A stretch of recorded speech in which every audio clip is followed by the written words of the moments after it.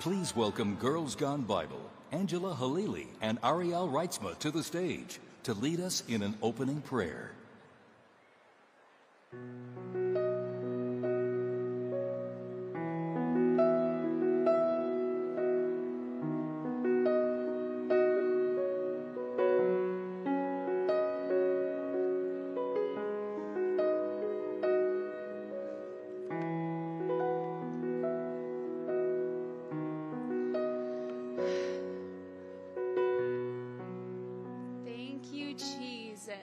Anybody here love Jesus? That's right!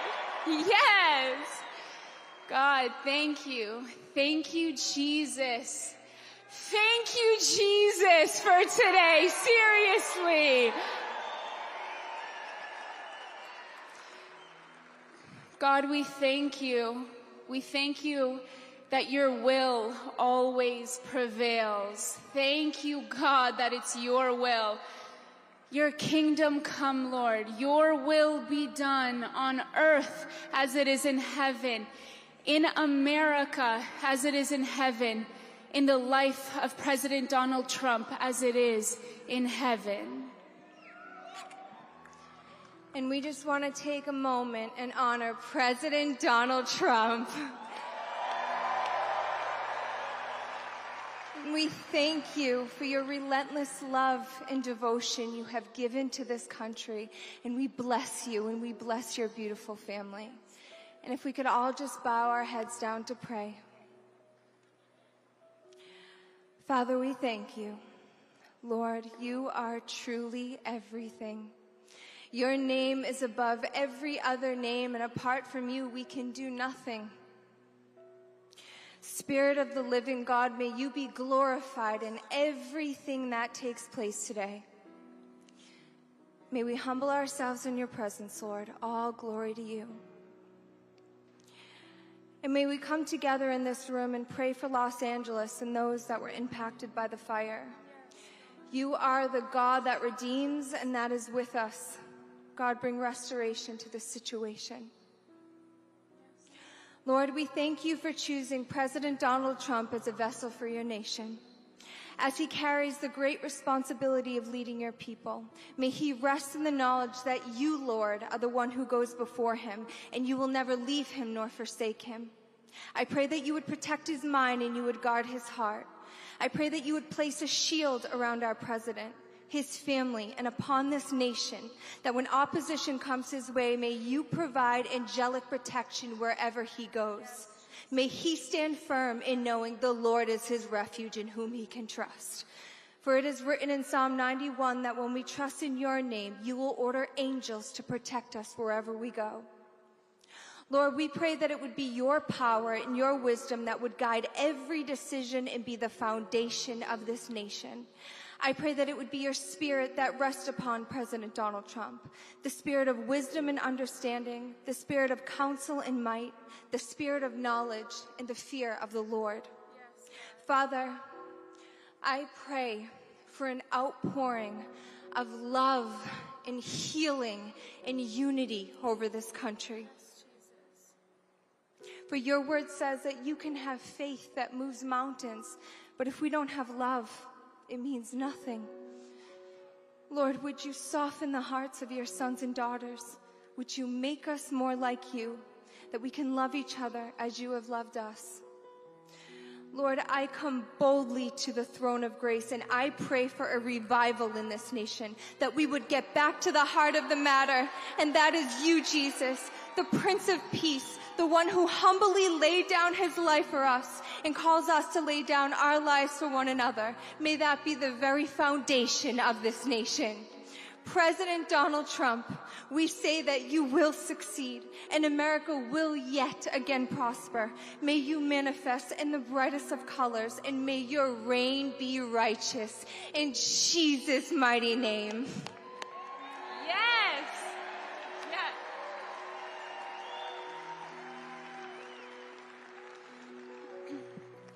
Yes. 2 Chronicles 7:14 says, "If my people who are called by my name will humble themselves and pray and seek my face and turn from their wicked ways, then I will hear from heaven and I will forgive their sin and I will heal their land.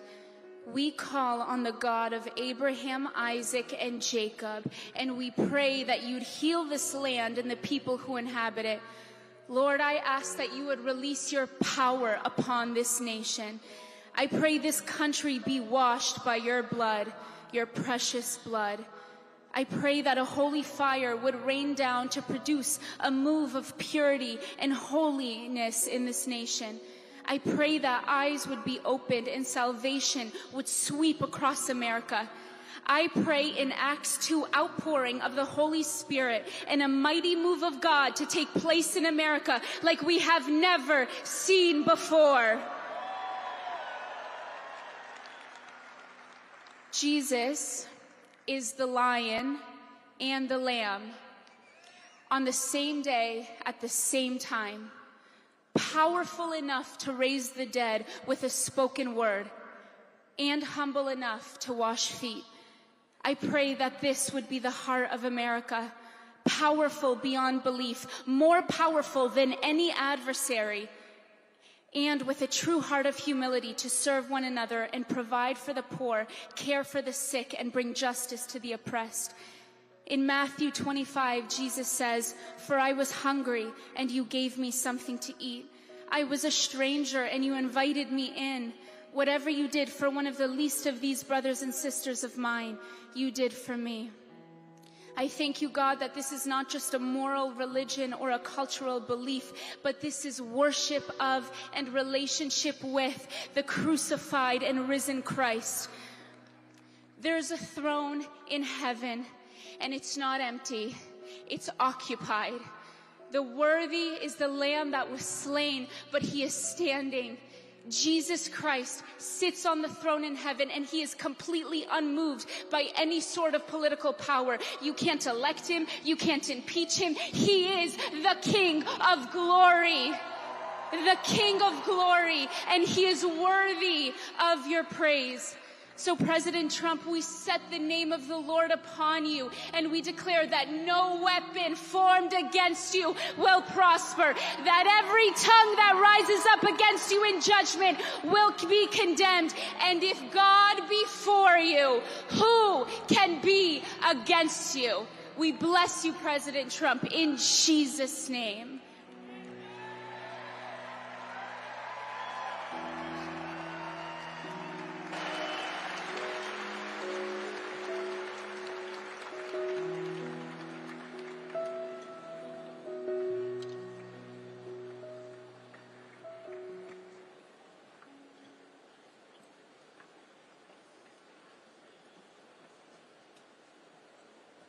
Please welcome to the stage American musician and singer-songwriter, Kid Rock.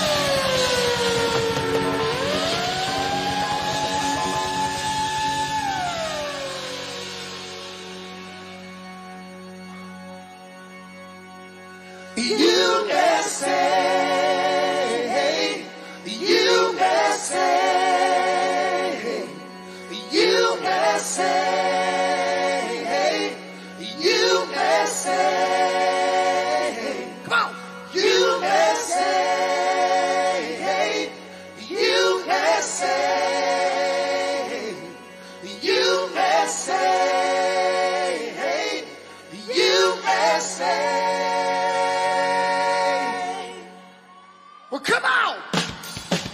Let's go! You ready to celebrate here tonight? Come on!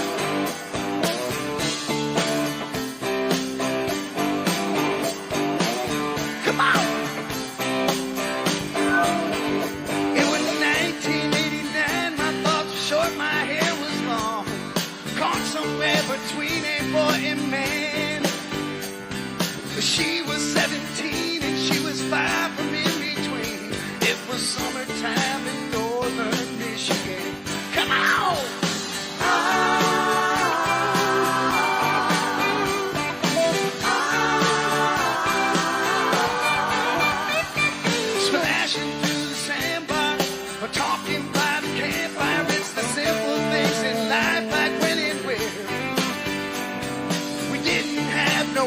death. But man, I never will forget the way the moonlight shines upon her hair. And we were trying different things. We were smoking funny things, making love out by the lake to our favorite song.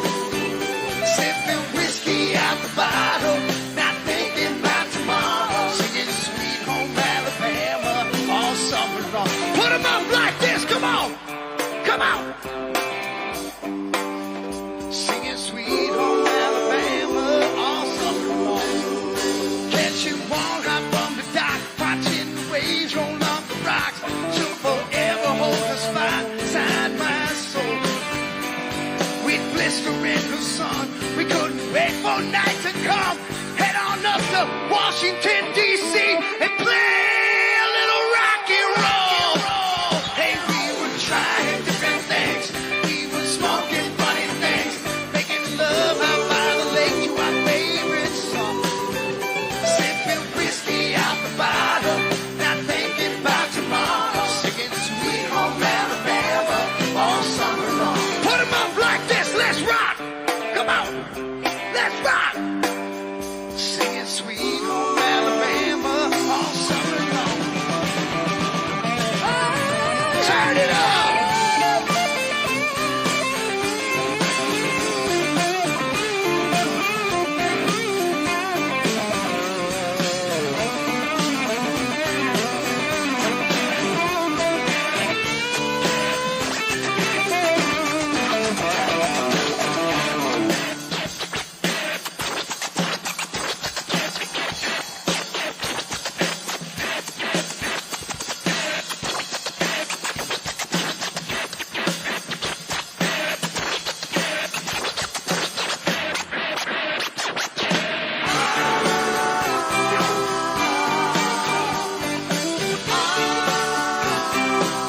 Break it down. Well, welcome to the Make America Great Again Victory Rally. Do you feel good?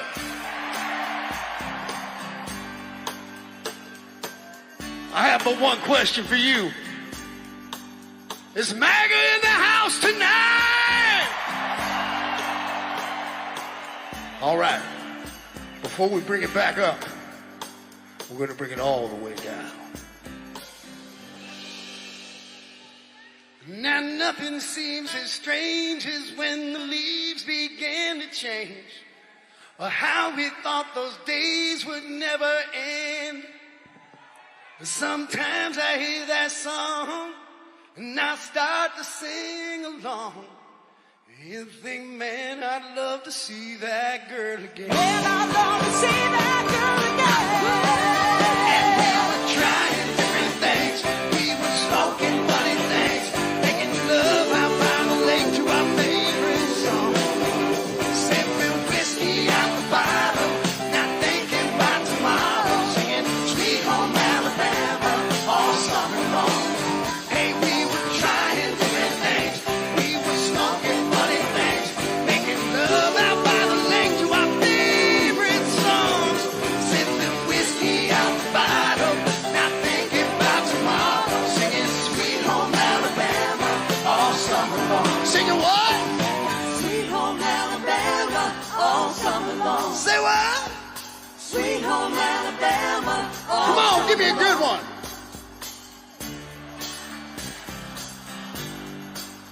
Singing Sweet Home Alabama all summer long. Singing Sweet Home Alabama all summer long.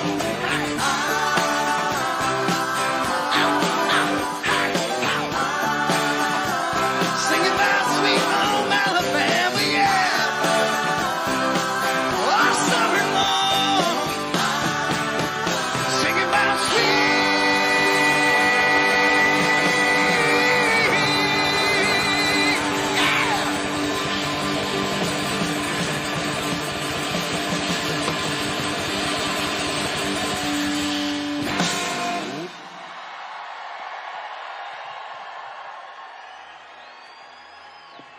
Hello, everyone. I love you all. I know you're having a great time at the Kid Rock concert tonight. Quite frankly, he's amazing. All of you in attendance are the true backbone of our great country, hardworking, God-fearing, rock and roll patriots. Bob is truly one of the greatest entertainers of our time. Let's all continue to love one another, fight for our God-given freedoms, and most of all, let's make America rock, rock, rock, rock, rock. Let's make America rock again.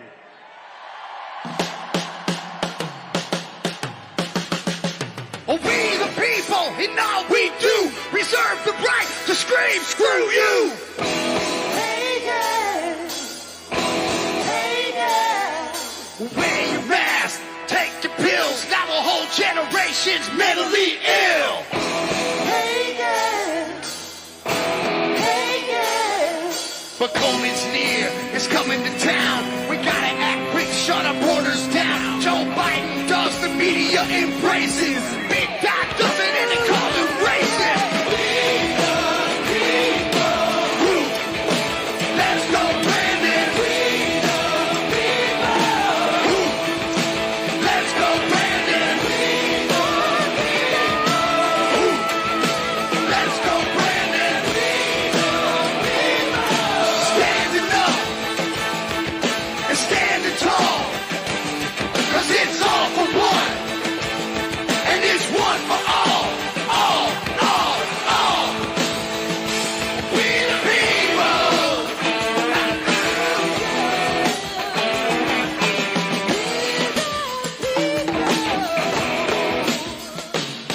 Inflation's up like the minimum wage, but that BS is about to change.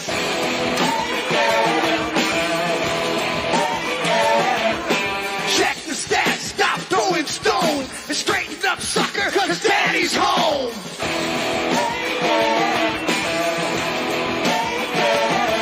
But we gotta keep fighting for our right to be free, and every human being doesn't have to agree. We all bleed red, brother, listen to me. It's time for love and unity. Woo. Let's go, Brandon. Woo. Let's go, Brandon. Woo. Let's go, Brandon. Standing up and standing tall, 'cause it's all for one, and it's one for all. We the people.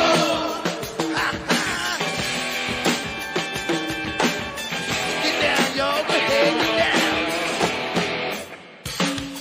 If you're down with love, you wanna make things better, all we gotta do is just come together. Weather the storm, take my hand, follow my lead to the promised land. 'Cause we the people, we gotta unite, follow that good time guiding light. 'Cause I'm the force of this love boat, and rock that thing up and down the coast. Now I need somebody, I need anybody, I need everybody to scream!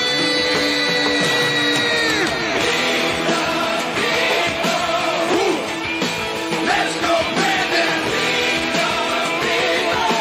Woo. Let's go, Brandon! Woo. Let's go, Brandon! Standing up and standing tall, 'cause it's all for one, and it's one for all.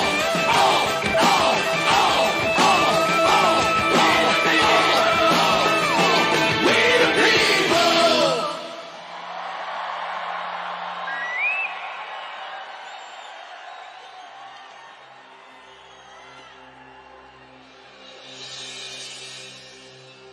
If there's one thing I want you to take away from this show tonight, it's not a t-shirt or the ringing in your ears from your favorite song. No, it's that for a couple hours, we lit it up and threw it down like only a group of good-time, hard-working Americans can. Because when you call this place home, you shouldn't take this flag or its freedom lightly. And you know, like I do, The only reason we can be here tonight is because of those who paid the ultimate price for our ticket. Those who put their necks on the line to watch our backs, day in and day out, from sea to shining sea. And not a day goes by when we're not reminded that the only reason any of us can do what we do is because of the courage of those who care enough to leave their homes behind, who head out to make sure they come back to a country as great as they left, and they don't give a damn about what went down in a voting booth on election day. They're fighting for what goes up on that Main Street flagpole, or in the hand of a kid at a 4th of July parade. You see, they don't care about red or blue on a map.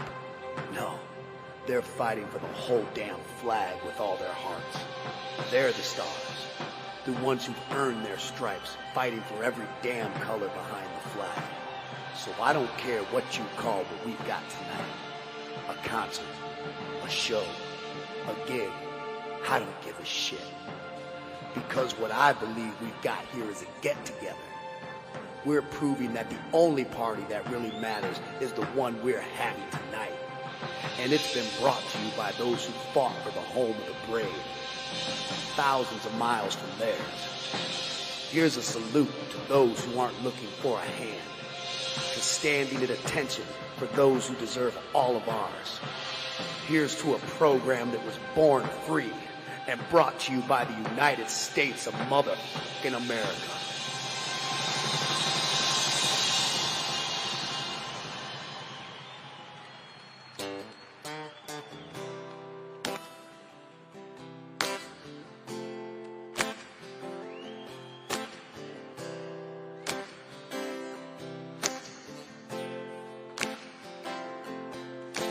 Midnight riding in my old two-seater, rolling down the boulevard.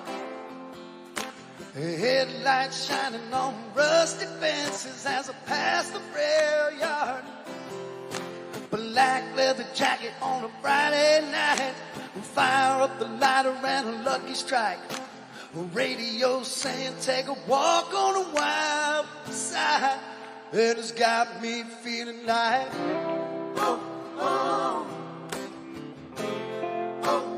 got me feeling like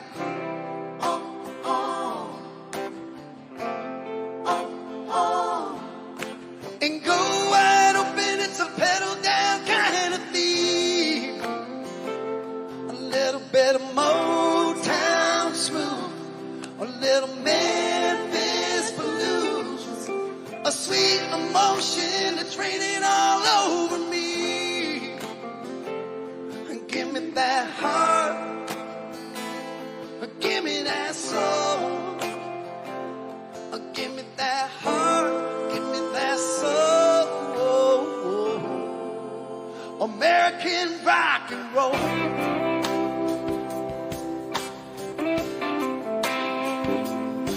I can see the banner on the courthouse flying, proud red, white, and blue. I can see her waving on the corner smiling, cause it feels just like I do. Now she's sitting right next to me. Everything's how it ought to be, being young in the land of the free.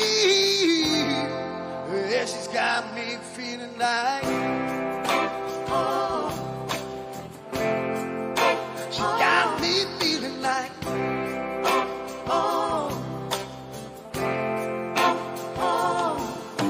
and go wide open, it's a pedal down kind of theme. A little bit of funk, some blues, a little gangster smooth, a sweet emotion that's raining all over me. Give me that heart, give me that soul, give me that heart, give me that soul. 3, 4. American rock and roll. Oh, American rock and roll.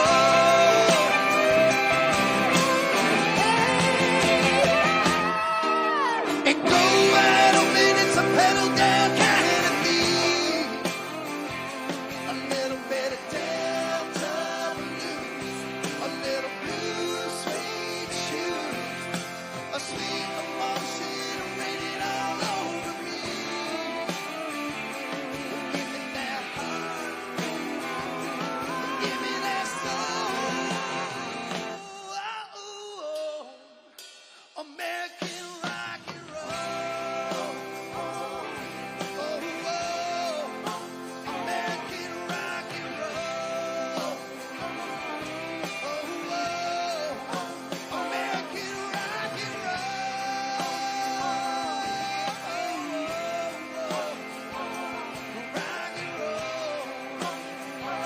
rock and roll.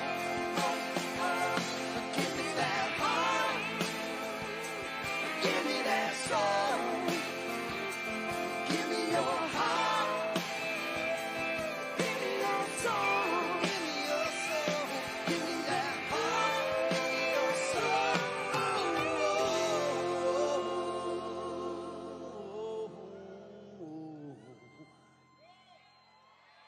American rock and roll.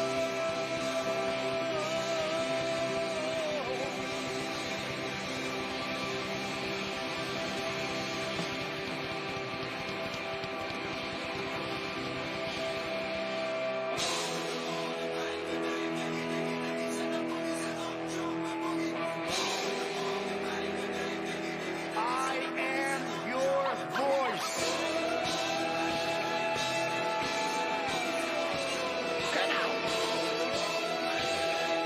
I am your voice.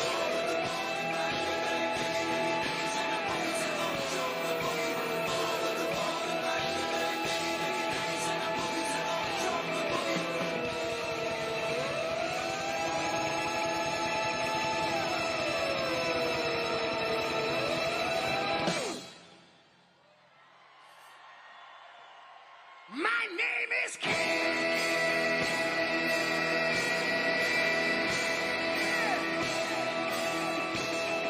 It's King, baby. Yeah.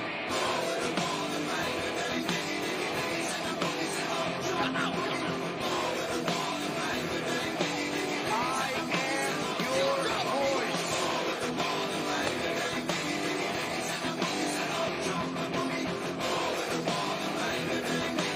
I am your voice. And this is all the questions that don't have any answers. Midnight glances and the topless dancers. Again, the priest, the cars packed with speakers. The G's with the 40s and the chicks with beepers. The northern lights and the southern comfort. And it don't even matter if your veins are punctured. All the crackheads, the critics, the cynics. All my heroes in the methadone clinics. All you bastards in the IRS. It's for the crooked cops and the cluttered deaths. It's for the shots of Jack and the cats of men. The half pints of love with the fist of stress. It's for my hookers all kicking out pounding wood. And for my hoods of the world misunderstood. I said it's all good. Yeah, it's all in fun.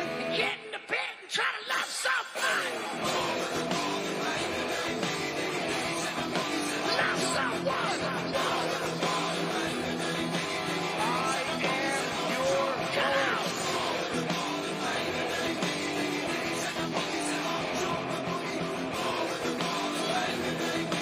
I am your It's voice. all the time bombs sticking in their heads and hey, all the gangs getting money in their heads and bang bang. The wild Mustang and the porno flicks and the mainstream media can suck my blood. For grits when there ain't enough eggs to cook, and for DV Cooper and the money he took. You can look for answers, but that ain't fun. Get in the pit and try to love someone.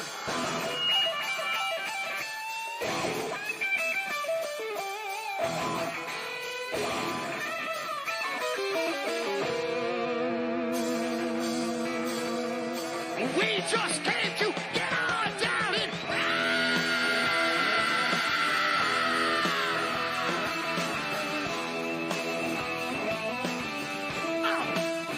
give it to me now.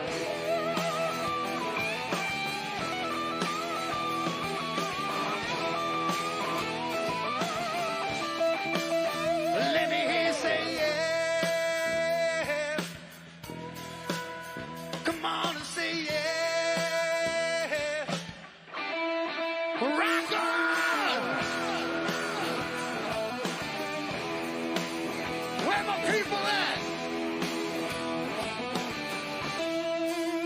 We hold these truths to be self-evident, that all men are created equal.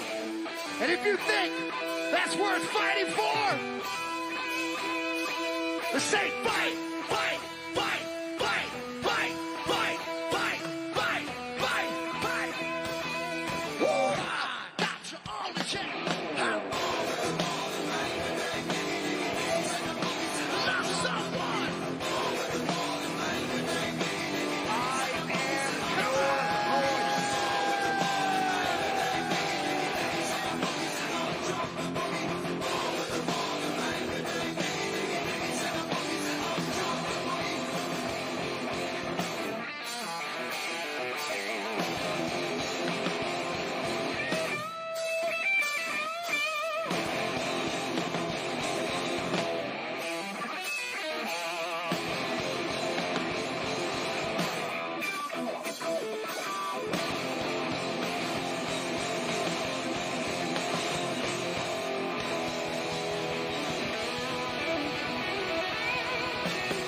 Thank you so much.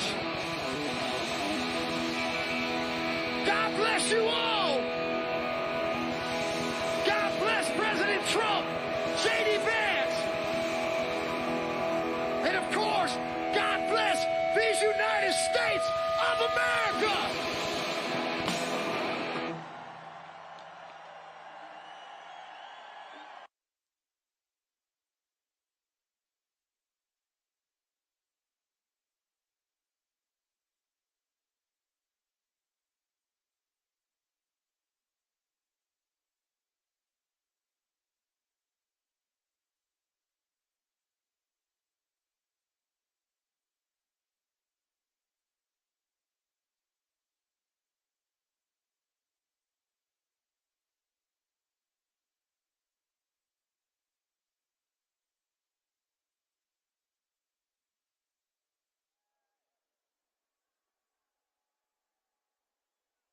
Please welcome to the stage Puerto Rican singer and rapper Anuel AA and American singer and songwriter Justin Quiles.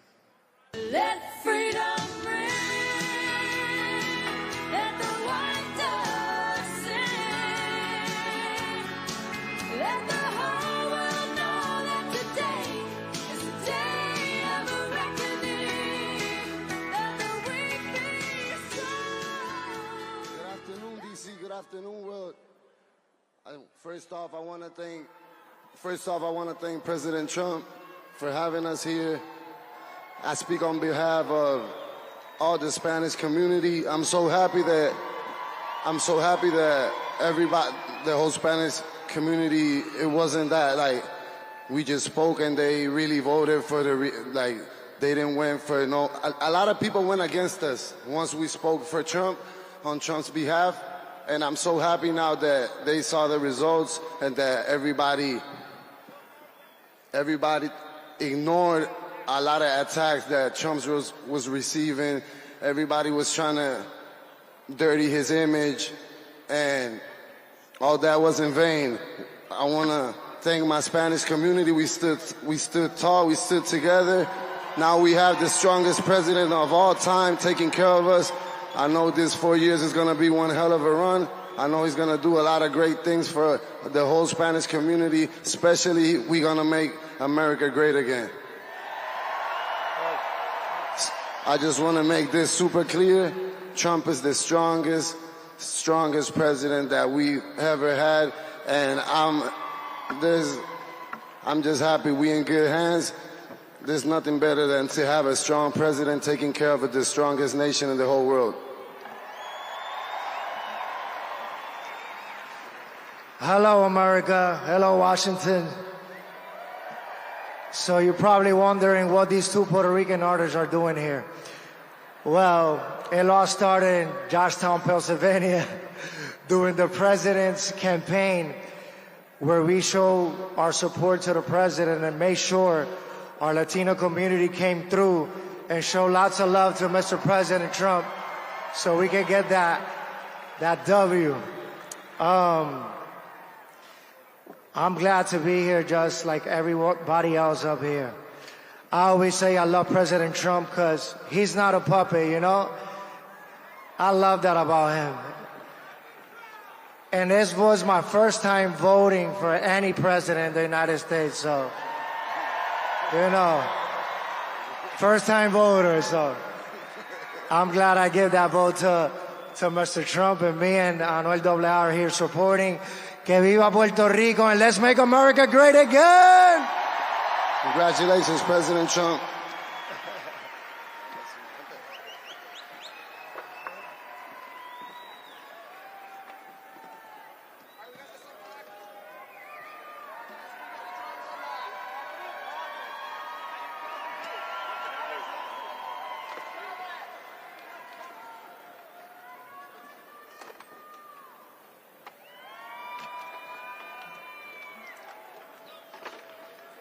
Please welcome to the stage, recipient of the National Medal of Arts and Academy and Golden Globe winner, acting legend, Jon Voight.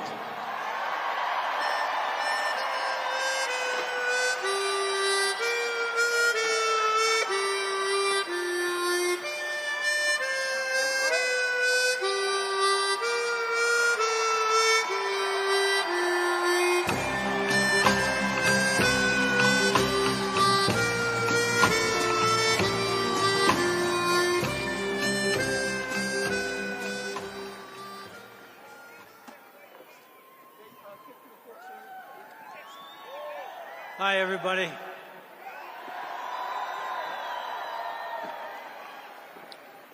What an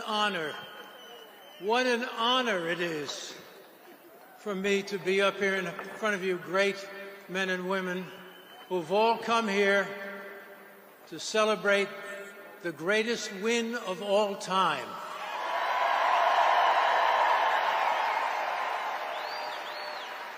The greatest win of all time. The victory we were all fighting for to save our country, our democracy. And I'm so grateful that I'm able to say that Donald J. Trump is the 47th President of the United States of America.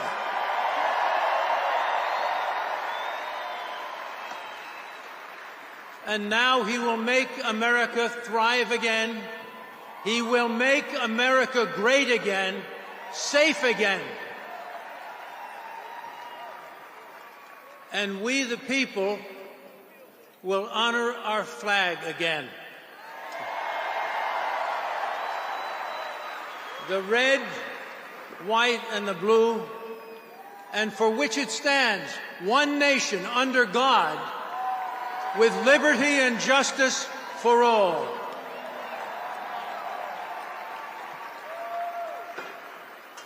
Donald J. Trump fought hard to save this country, and now he will bring God back to our nation's truths. He will make her thrive again. He will save the greatest country, America the Beautiful. I'm proud to call the President of the United States my friend. Our friend. My hero. Our hero. A man who never gave up on the American people. And we, the people, never gave up on him.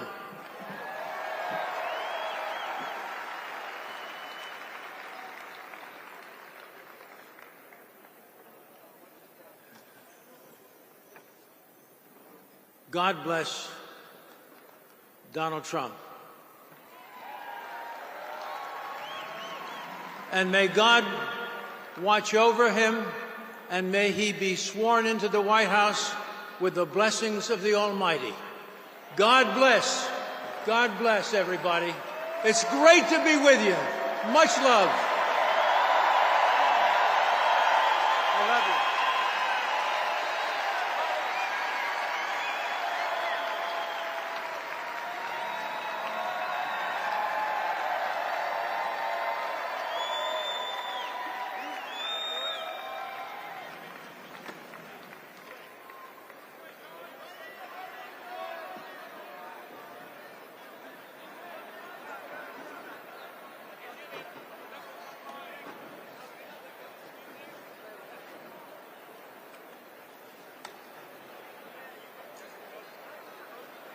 Please welcome to the stage Senior Advisor to President Donald J. Trump, Stephen Miller.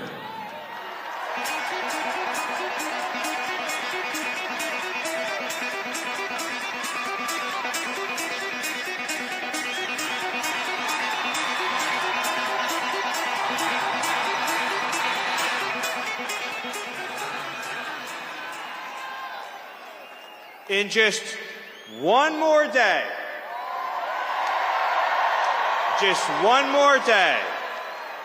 it's goodbye Joe Biden, goodbye Kamala Harris,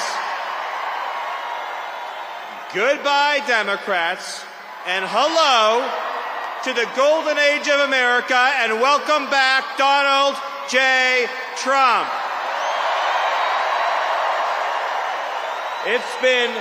It's been 4 long years. It's felt like 400 years. 4 years of weakness. 4 years of humiliation and embarrassment. 4 years of persecution. 4 years of inflation, poverty, incompetence. 4 years of betrayal. 4 years of wide open, undefended, unprotected open borders. But tomorrow, at 12 p.m., that's all going to end. Because after 4 years of fighting, after 4 years of struggle, after 4 years of pain and, yes, suffering, after 4 years of trials, we are now at the dawn of our greatest victory. And each and every one of you shares in this victory. Your hopes, your dreams, your sweat, your sacrifice, your devotion, and those of millions of patriots around this country has delivered America to this moment where we can proudly say that the 47th President of the United States is Donald J. Trump. And the Vice President of the United States is J.D. Vance. America, ladies and gentlemen, is about to become strong again. It's about to become proud again. It's about to become free again. And it's about to be a country that is respected by every other nation around the world. They're not going to kick us around. They're not going to abuse us. They're not going to exploit us, because they know if you mess with America, then you're going to have to deal with President Donald Trump. And Donald Trump will never apologize for this country. Donald Trump will never, ever, ever allow other countries to dictate to us, to tell us how to run our economy, to tell us how to police our borders. Because Donald Trump believes in 2 simple but powerful words, and those words are America first. Let me remind you of all that transpired to arrive us at this moment. The Democrat Party and the radical left did everything in their power to try to put President Trump in jail. They lied about him, they framed him, they smeared him, they defamed him, they indicted him, they tried to imprison him and to take away his freedom, to take away his family, to take away his business, to take away your voice, your future, to take away your hopes, your dreams, your government, your country. And Donald Trump nearly lost his life on a stage in Butler, Pennsylvania, and then again a few short weeks later. And no matter what they threw at him, no matter the danger, no matter the horrors, no matter the abuse, no matter the corruption, the persecution, no matter how much the broken system tried to stop that man, he would not be stopped. Because he has always been fighting for you. He has always been fighting for all of us. And what is that going to look like come Monday afternoon? It's going to mean an executive order ending the border invasion, sending the illegals home, and taking America back. It's going to mean the eradication of the criminal cartels and the foreign gangs who are preying on our people. And it's going to mean justice for every American citizen who has lost a loved one to an illegal alien. It's going to mean justice for Laken Riley. It's going to mean justice for Jocelyn Nungary. It's going to mean justice for every precious soul stolen from us by Joe Biden's open border. Accountability is coming. Justice is coming. The whole federal bureaucracy is about to learn that they don't work for themselves, they work for you, they work for President Trump, and they work for the American people. We are about to get our country back and our democracy back. And we are about to have a government at every level that is fighting for you, your family, and your future, lowering the cost of living, lowering the cost of health care, defeating inflation, getting criminal thugs off our streets and behind bars so that our kids can live in safety. We're not going to walk over piles of needles to take our kids to the park. And we're not going to let the radical left indoctrinate our children into believing there's 435 genders. Because President Trump knows there are men and there are women. And it is not up to you whether you're a man or a woman. That's a decision that's made by God, and it can't be changed.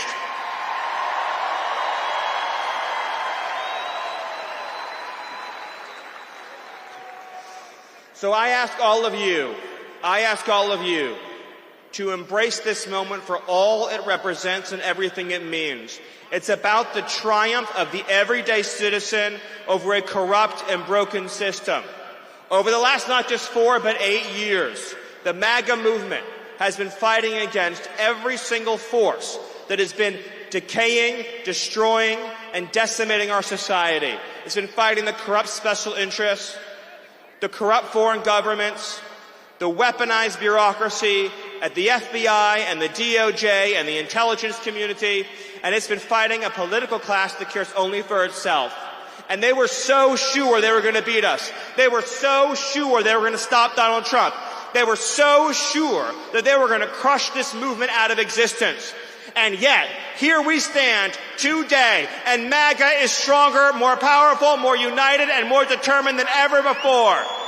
And Donald J. Trump is about to save this country. And we are about to live in a land where once again, the dreams of America's sons, the dreams of America's daughters, the dreams of America's moms and dads are the dreams that will power and propel this country, this government, and this future. So I want each and every one of you, and I want your families, and I want your children to take this opportunity to feel the pride and the joy and the exuberance in knowing that the American people won. We still control this country. We still control this future. We still control this government. And we are about to inaugurate as the 47th president our champion, Donald J. Trump. Thank you. God bless you, and God bless America.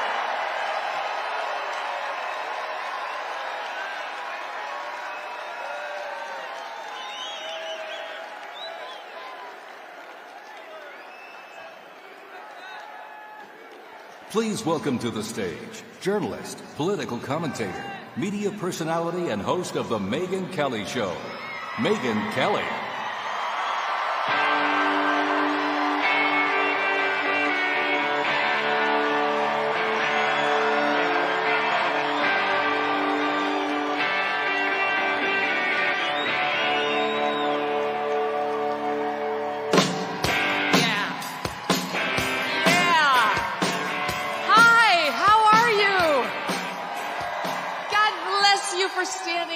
In that weather and all these hours to get in here today. As Stephen Miller said, we have 20 hours until our long national nightmare is over. We're almost there. By the way, Stephen Miller, if you like what Trump did at the border, You have that guy to thank in large part. That's the guy. He's the magic behind the man. And he's back, thank God. Him and Tom Homan together. Oh. The goodness, Scott Pressler, good to see you. The goodness that is about to rain down on us after Trump is inaugurated tomorrow is already starting, and I've got to tell you, I am so pumped up about it. Things are already happening in anticipation of Trump being sworn in, like Facebook and McDonald's getting rid of their DEI programs. Good for you, McDonald's workers. Looking at you, Kamala Harris. Really? No, not really. Wasn't true. You got universities from University of Michigan to North Carolina to all the public universities in Iowa, all the public universities in Texas getting rid of DEI. You have got, yes, you've got a bill that passed the House this week, the Protection of Women and Girls in Sports Act. Yes. Now, it passed once before, but this time we control the Senate. We have a much better shot. Still have to get 60 votes to get a vote. We're looking good. You've got a judge who struck down Joe Biden's disgusting changes to Title IX, which has been stopped in its tracks, and it will be killed entirely, those changes, as soon as Trump gets in there. Have no doubt whatsoever. Good things are happening all around the country. Pete Hegseth was testifying this week that military recruiting is already going up in anticipation of their new commander-in-chief. The deal in Gaza, right before Trump takes office, as he said, if it's not done by the time I get there, all hell is going to break loose.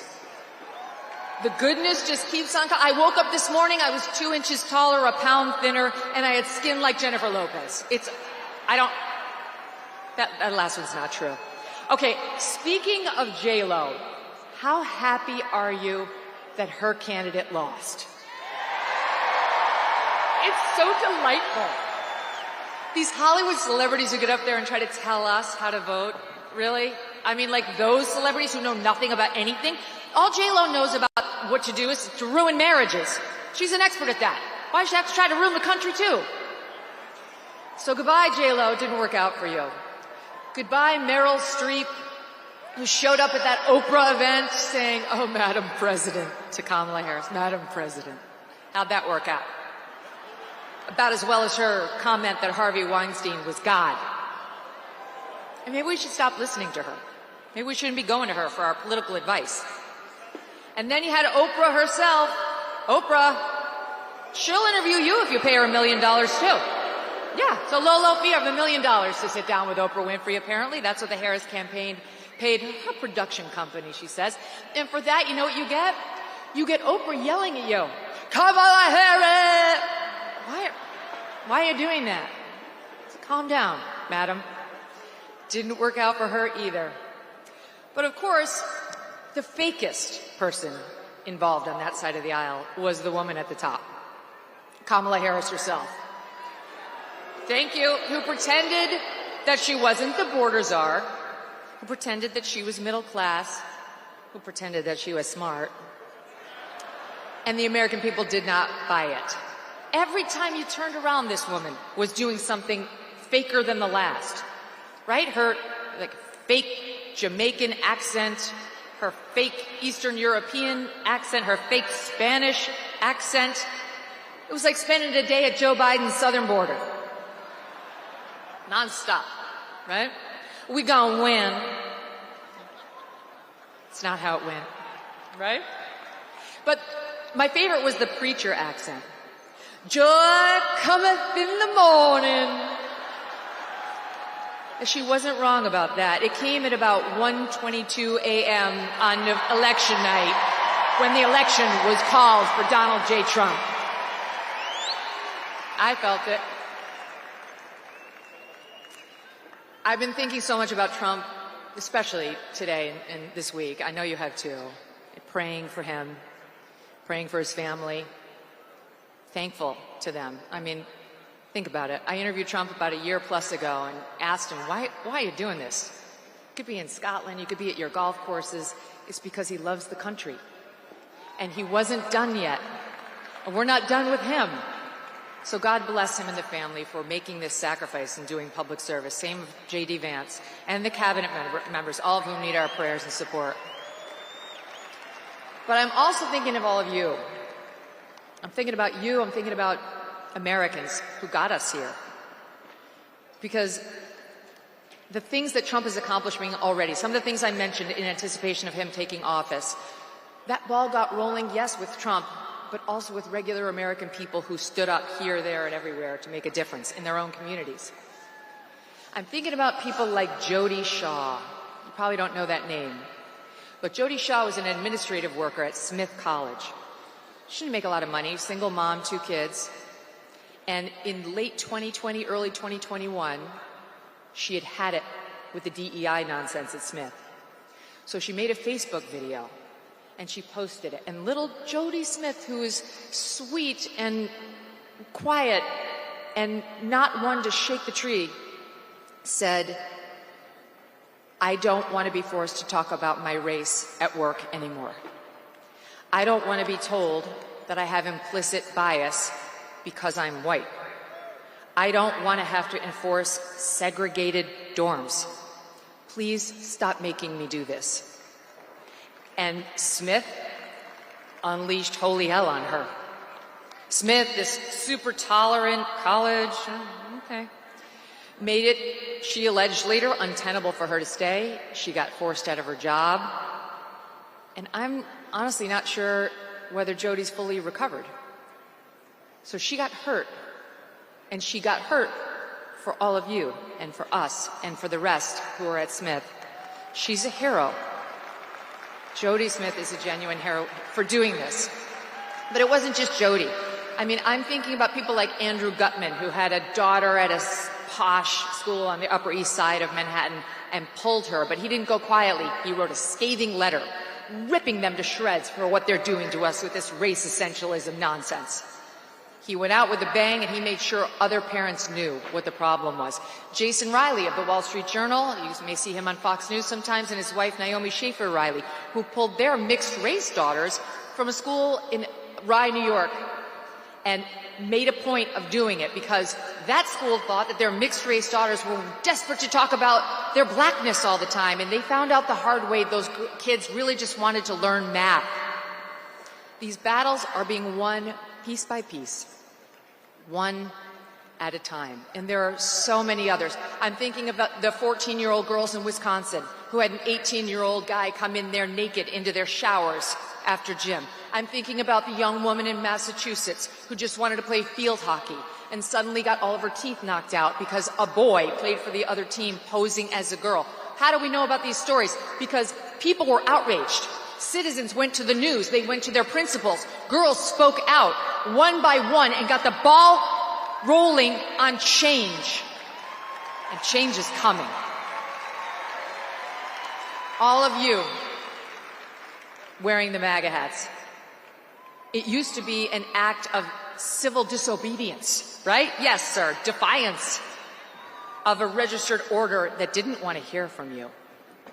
But wearing that hat for much of the past 8 years has been an act of courage, too.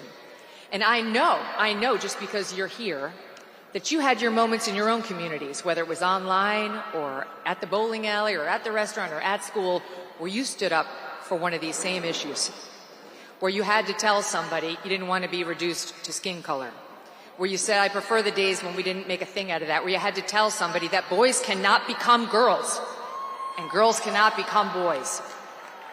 Those battles, one after the other, have been fought, and this anti-DEI momentum has been built brick by brick, thanks to all of you.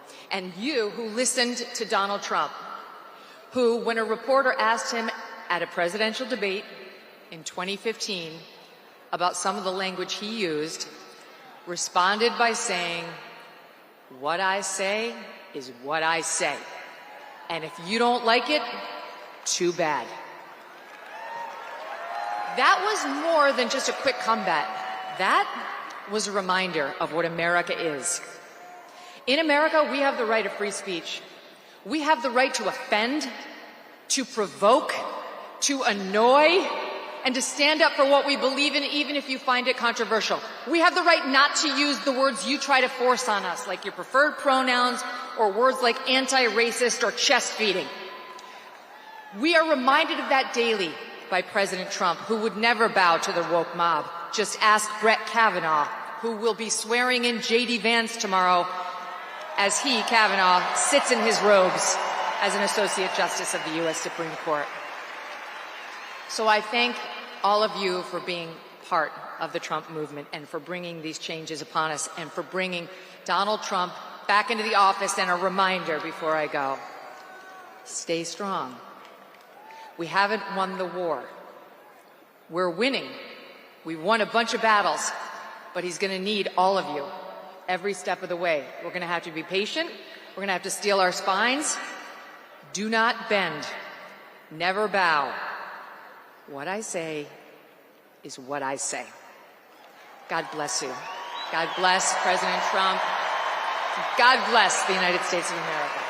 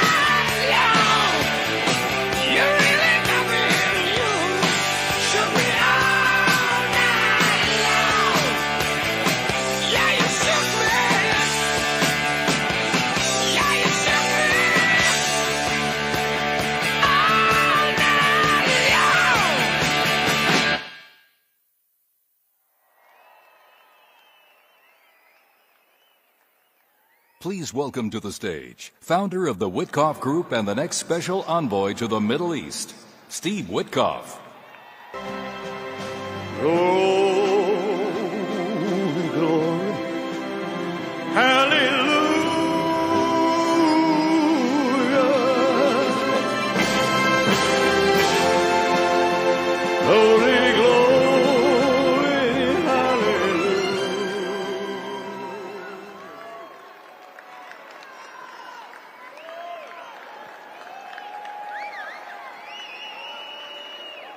Good evening, everybody.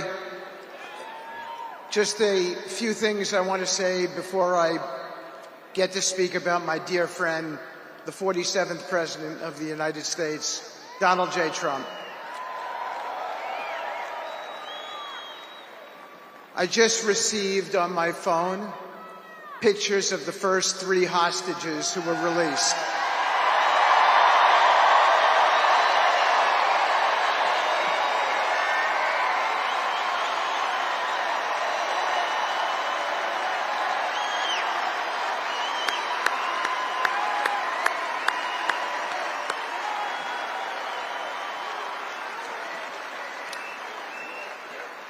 We had a great team, but it doesn't happen without Donald J. Trump. The president was responsible for this release, and we all owe him a debt of gratitude, as do all the families. Mr. President, distinguished guests, and my fellow Americans, today we celebrate not just the inauguration of President Donald J. Trump, but the enduring values of American strength and leadership and the vision that he represents. Over the years, I have had the privilege of witnessing firsthand the qualities that define President Trump, not just as a leader, but as a man. His determination to protect the interests of the American people, his bold approach to solving problems, and his relentless pursuit of progress have defined his presidency and inspired millions across the globe. President Trump has always understood that leadership is not about following trends, but about charting a new course. In the face of immense challenges, he has consistently stood firm, driven by a deep belief in the potential of America and its people. Today, his leadership extends beyond our borders, influencing the world in ways that reflect the best of our ideals. Nowhere is this more evident than in the Middle East. Under President Trump's guidance, the Abraham Accords have transformed a region long defined by conflict. Thank you.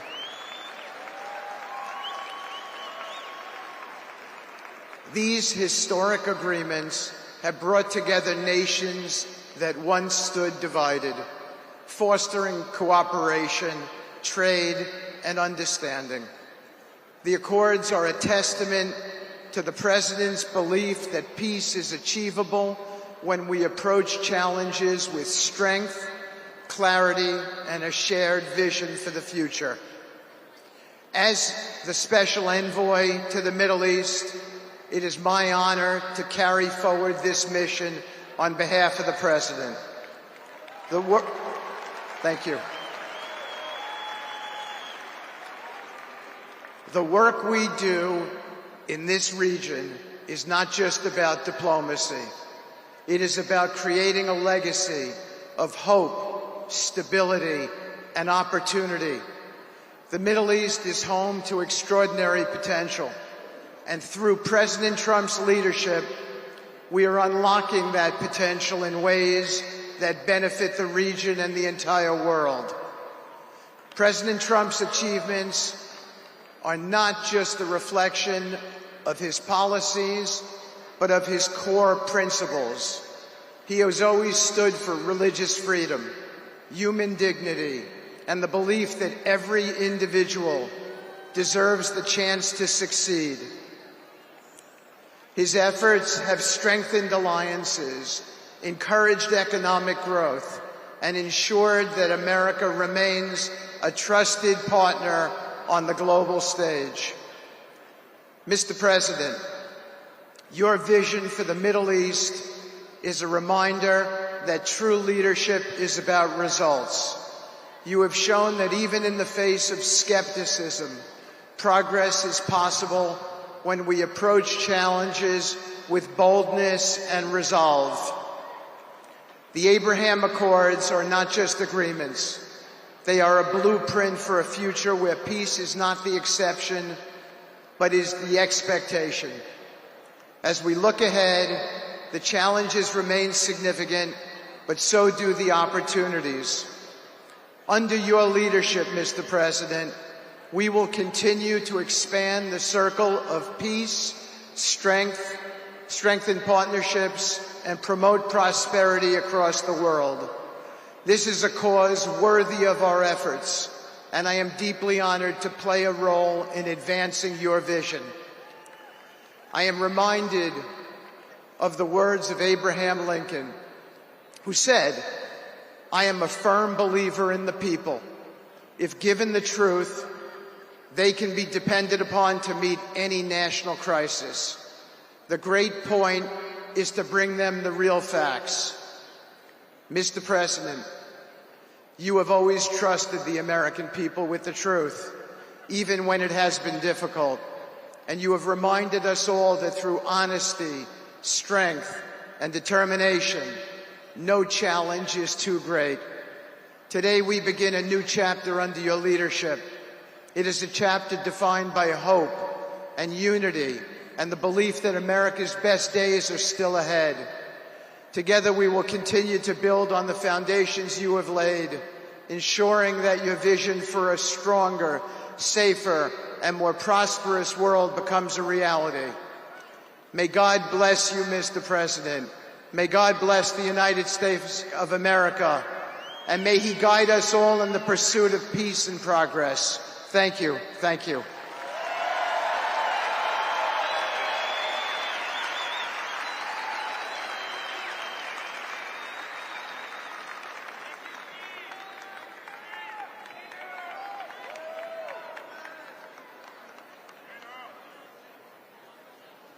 American businessman who is CEO and president of UFC, Dana White.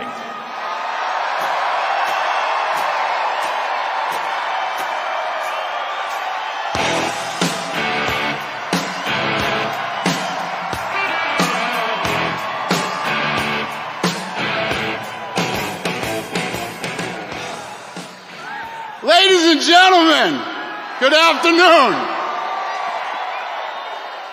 I am honored to be here to celebrate President Trump's historic victory. He didn't just win this election, he won it in dominant fashion. With record numbers of Americans from all walks of life. Not only did he win the Electoral College by 86 points, but President Trump was the first Republican candidate in 20 years to win the popular vote.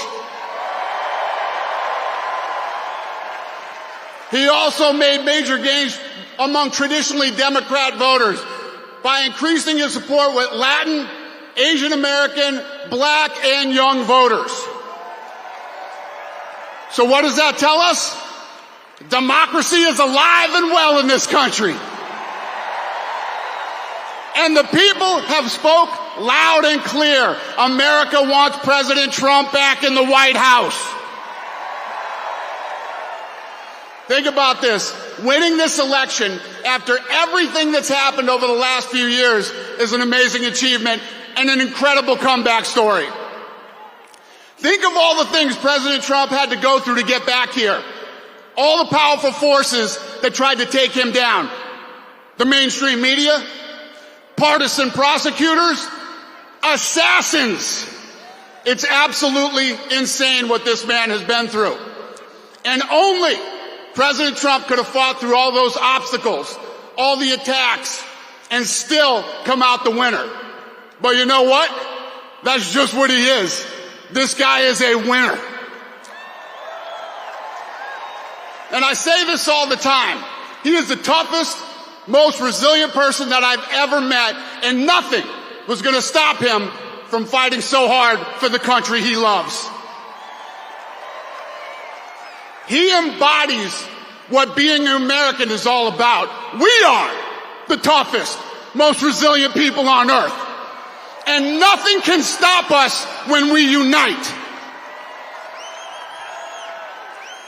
To all those Americans who didn't vote for President Trump, and all they know about him is what they hear from the mainstream media, I just want to let you know, he has been an incredibly loyal friend to me for over 2 decades. And not once has he ever asked me for anything in return. And he's proven again and again how tough he is, but he's also a man who truly cares about people. Everything great that has ever happened to me in my career, he's been the first one to reach out and congratulate me. And more importantly, in the hard times, he's been the first one to reach out and let me know if there's anything I need. And all this during a time when he had a laundry list of his own problems he was dealing with. He is the best human being that I have ever known. So America, it's time for us all to put our differences aside, and we can't do that if we continue to focus on all the issues that divide us instead of all the issues that unite us. The fate of this country is tied to the fate of the president. So if you love America, you should want America's president to be successful. If he strengthens our economy, resolves conflict around the world, and makes our streets safe again, we all win. When America's president is respected around the world, we all win. When America succeeds, we all win. Now it's time for us to come together as one nation, the United States. This moment will be a turning point in our history and a triumph for all Americans. Tomorrow, when Donald J. Trump is sworn in as the 47th President of the United States, the great comeback story begins and our country starts winning again. Thank you, America!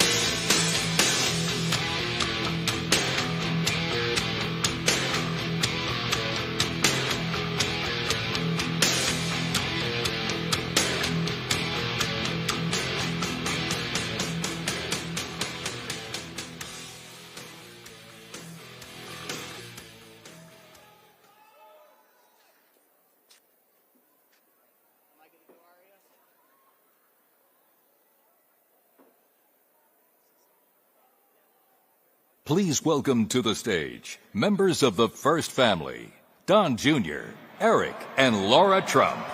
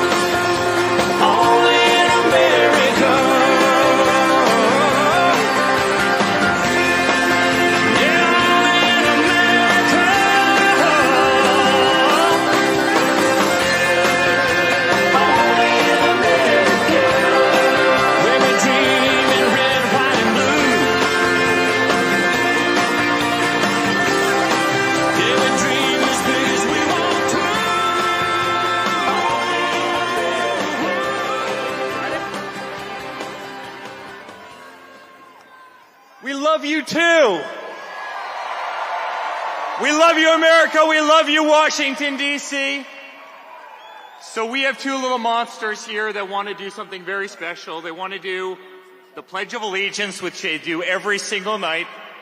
You guys want to take it away? Yeah. I pledge allegiance to the flag of the United States of America and to the republic for which it stands, one nation, under God, indivisible, with liberty and justice for all.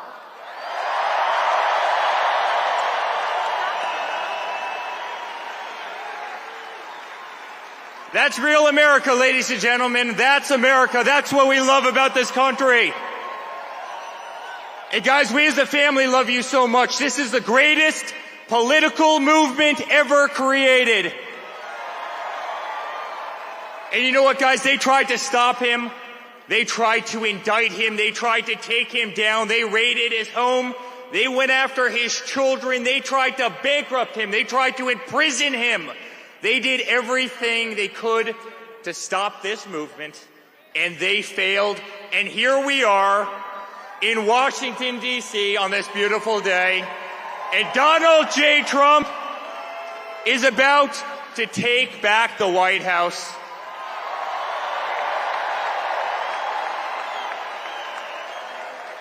And guys, our country is back.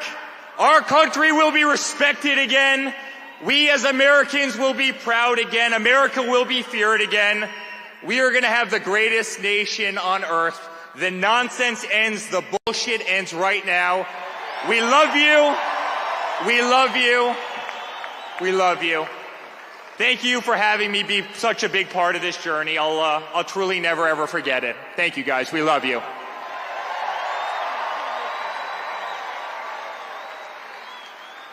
Ladies and gentlemen, less than 24 hours from now, we will call Donald Trump President of the United States of America. It's not just what we worked for over the past year or even over the past 4 years. It started the second a bold, brash businessman from New York City came down the golden escalator in Trump Tower 9.5 years ago, and people said it was impossible. And yet that man is the one who will save not just our country, but will save the entire world.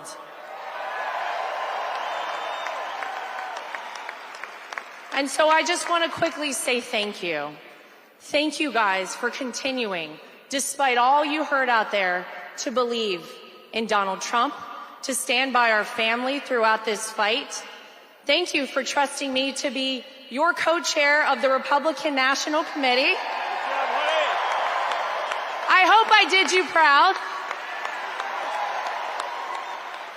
I made promises all over this country when I went and spoke, and I said, you're not going to cheat in this election. And they got upset when I said something around the lines of, if you are a person who wants to cheat in our election, we will find you, we will track you down, and we will prosecute you to the full extent of the law. So I said it louder next time. And this was a free, fair, and transparent election. And if there's one thing I am proud of, it's that we restored the American people's faith in our electoral system this election in 2024. We didn't do it alone. I see someone directly in front of me, Scott Pressler, who helped on that front as well. We love you, Scott. But thank you, guys. This has been the honor of all of our lifetimes, to be here and fight alongside of all of you to save this country. The dawn of the golden era of America is tomorrow, right here, starting in Washington, D.C. God bless you guys. We love you. And we are almost there, folks. Thank you, guys. Hello, America!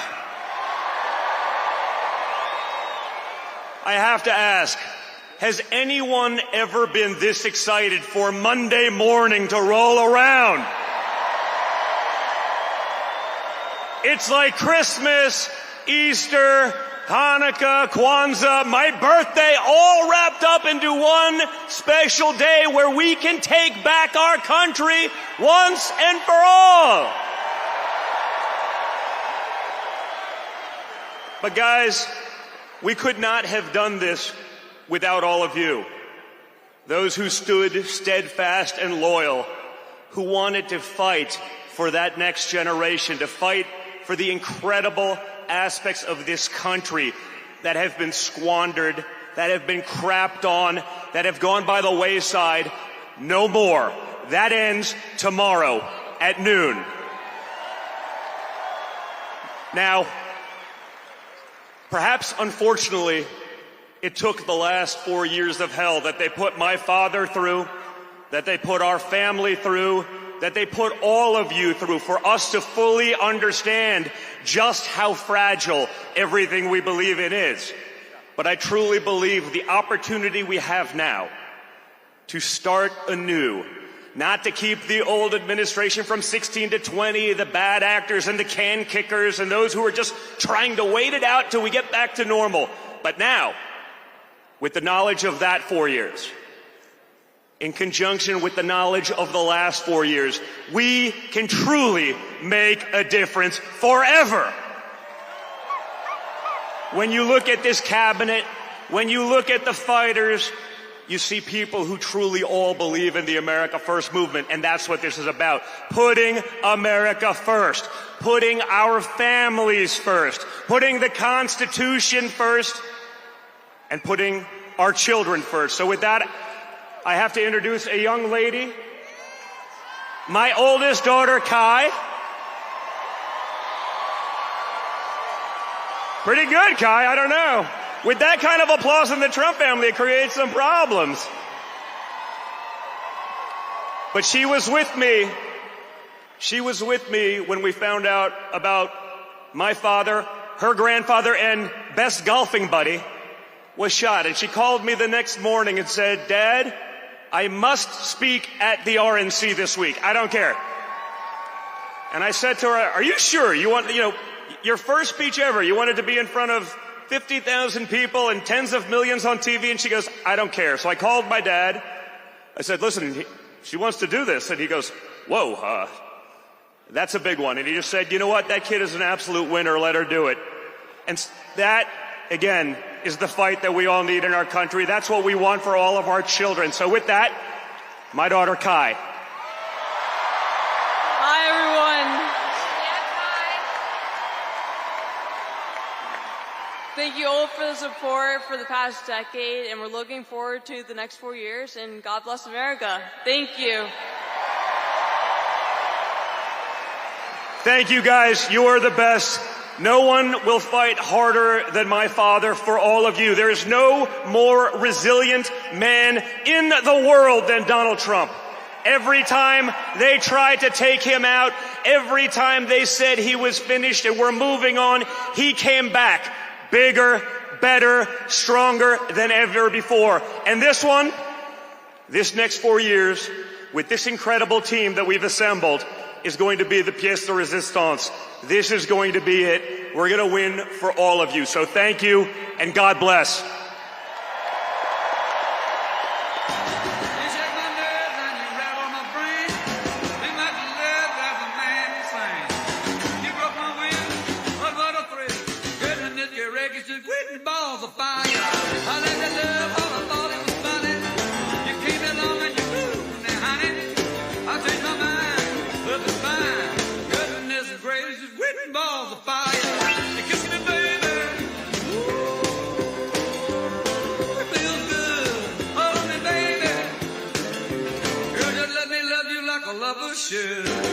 You're fine, so kind.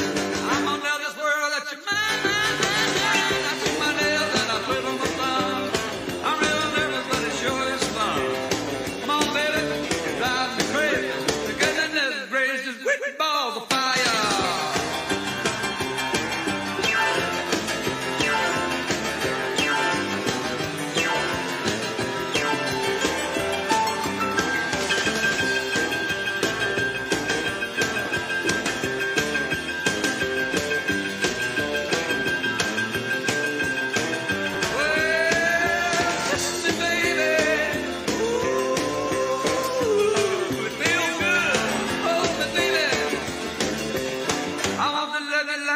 should.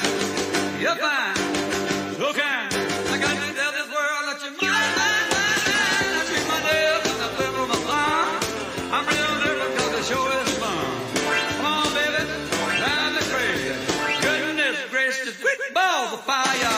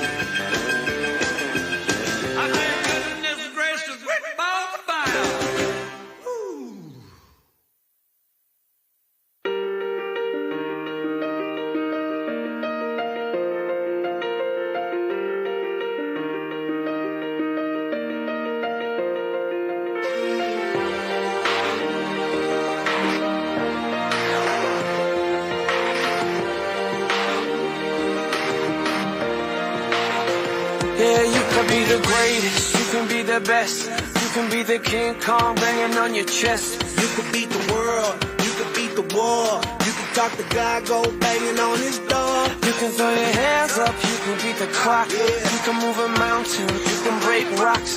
You can be a master, don't wait for luck. Dedicate yourself and you go find yourself. Standing in the Hall of Fame. Yeah. And the world's gonna know your name.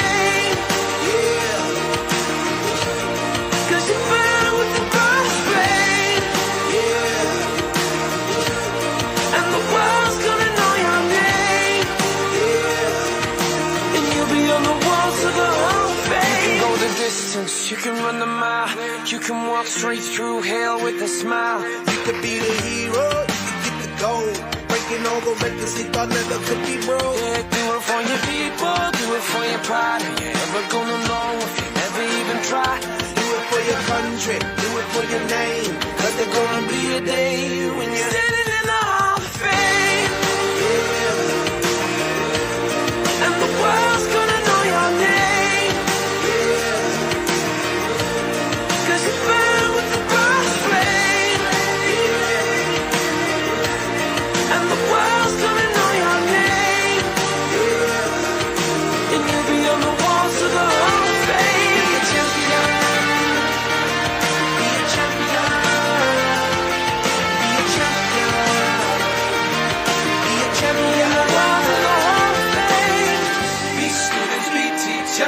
Politicians be preachers, yeah. Be believers, be leaders, be astronauts, be champions, be truth seekers.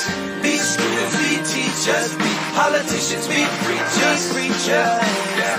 Be believers, be leaders, be astronauts, be champions. Standing in the Hall of Fame, yeah. And the world's gonna know your name, yeah.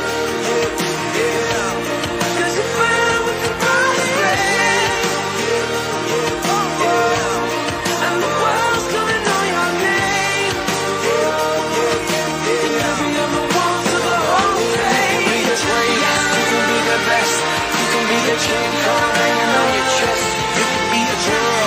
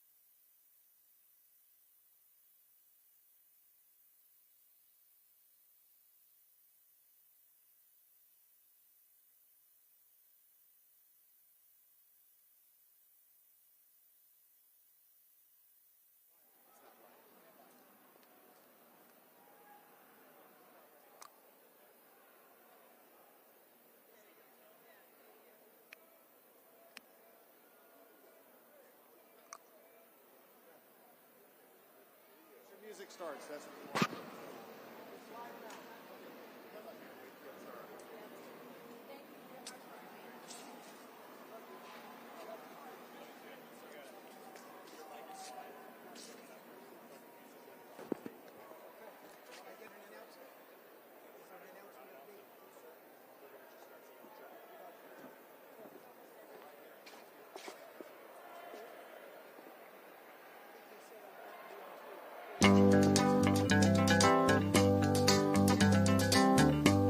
We're caught in a trap.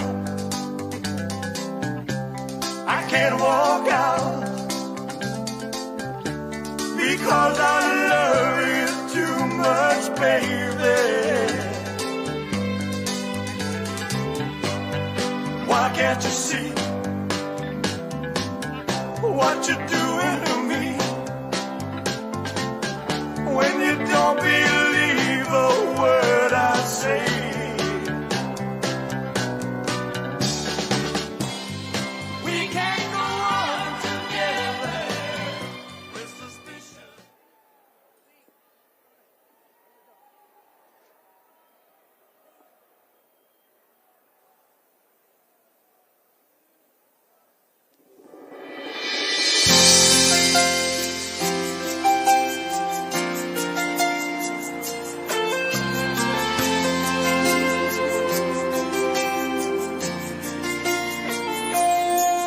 If tomorrow all the things were gone, I'd work for all my life, and I had to start again, just my children and my wife.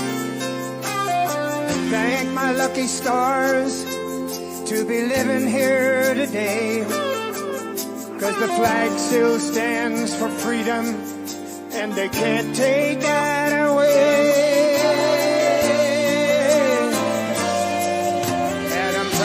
To be an American, where at least I know I'm free. And I won't forget the men who died, who gave that right to me. And I gladly stand up next to you and defend her still today. 'Cause there ain't no doubt I love this land. God bless the USA. Ladies and gentlemen, President Donald J. Trump.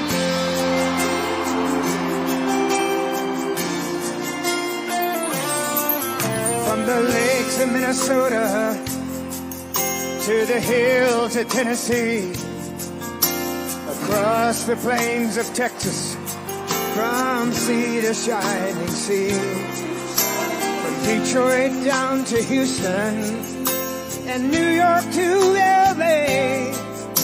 There's pride in every American heart, and it's time we stand and say that I'm proud to be an American, where at least I know I'm free.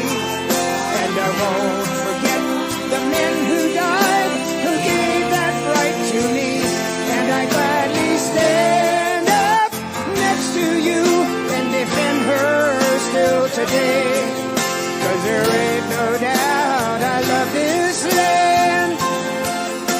God bless the USA.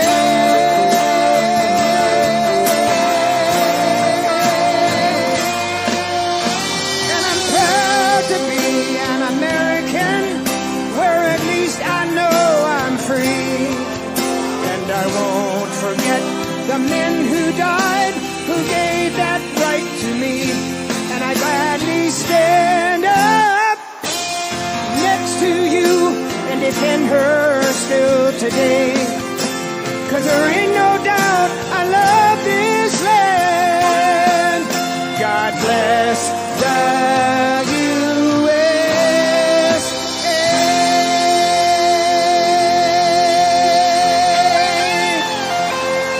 Ladies and gentlemen, the 47th President of the United States, Donald J. Trump.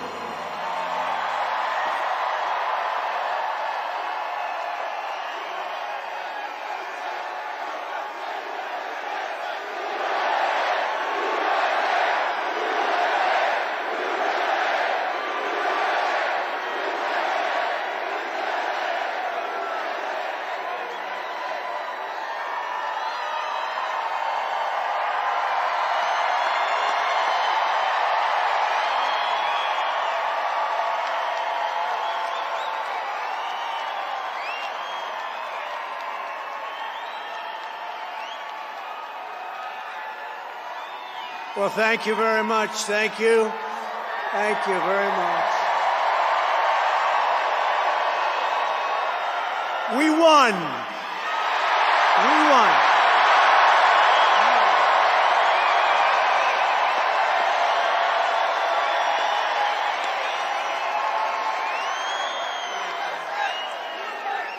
Thank you very much, everybody. What a good feeling. We like winning, don't we, huh? We're going to make our country greater than ever before. Hello, Washington, and hello, America. We're all over America. I'm thrilled to be back with so many friends, supporters, and true American patriots on the eve of taking back our country. That's what we're going to do, take back our country. Tomorrow at noon, the curtain closes on 4 long years of American decline, and we begin a brand new day of American strength and prosperity, dignity and pride. Bringing it all back. Once and for all, we're going to end the reign of a failed and corrupt political establishment in Washington, a failed administration. We're not going to take it anymore. We're going to stop the invasion of our borders. We're going to reclaim our wealth. We're going to unlock the liquid gold that's right under our feet, liquid gold. We're going to bring back law and order to our cities. We're going to restore patriotism to our schools, get radical left, woke ideologies the hell out of our military and out of our government. And we are going to make America great again.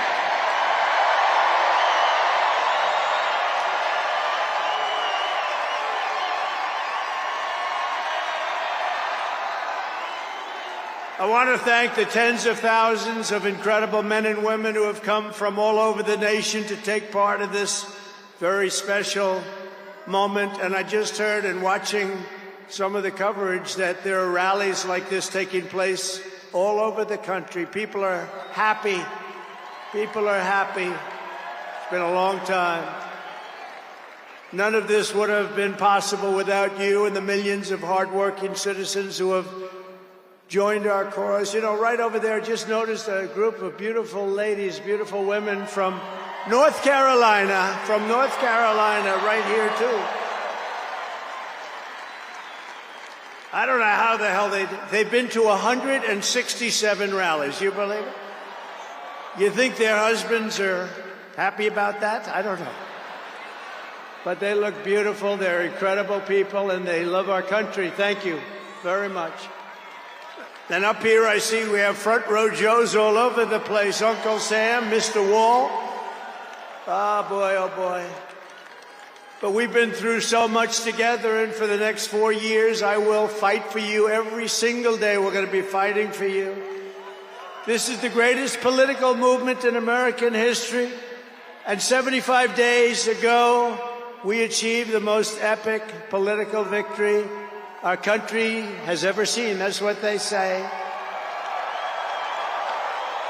We won the popular vote for the first time of any Republican in many, many years. We swept all 7 swing states by big numbers.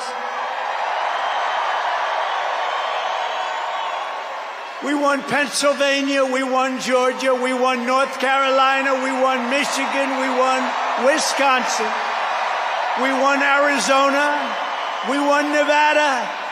We won them all by historic margins, and we won the great state of Florida by 13 points. Nobody's done that ever.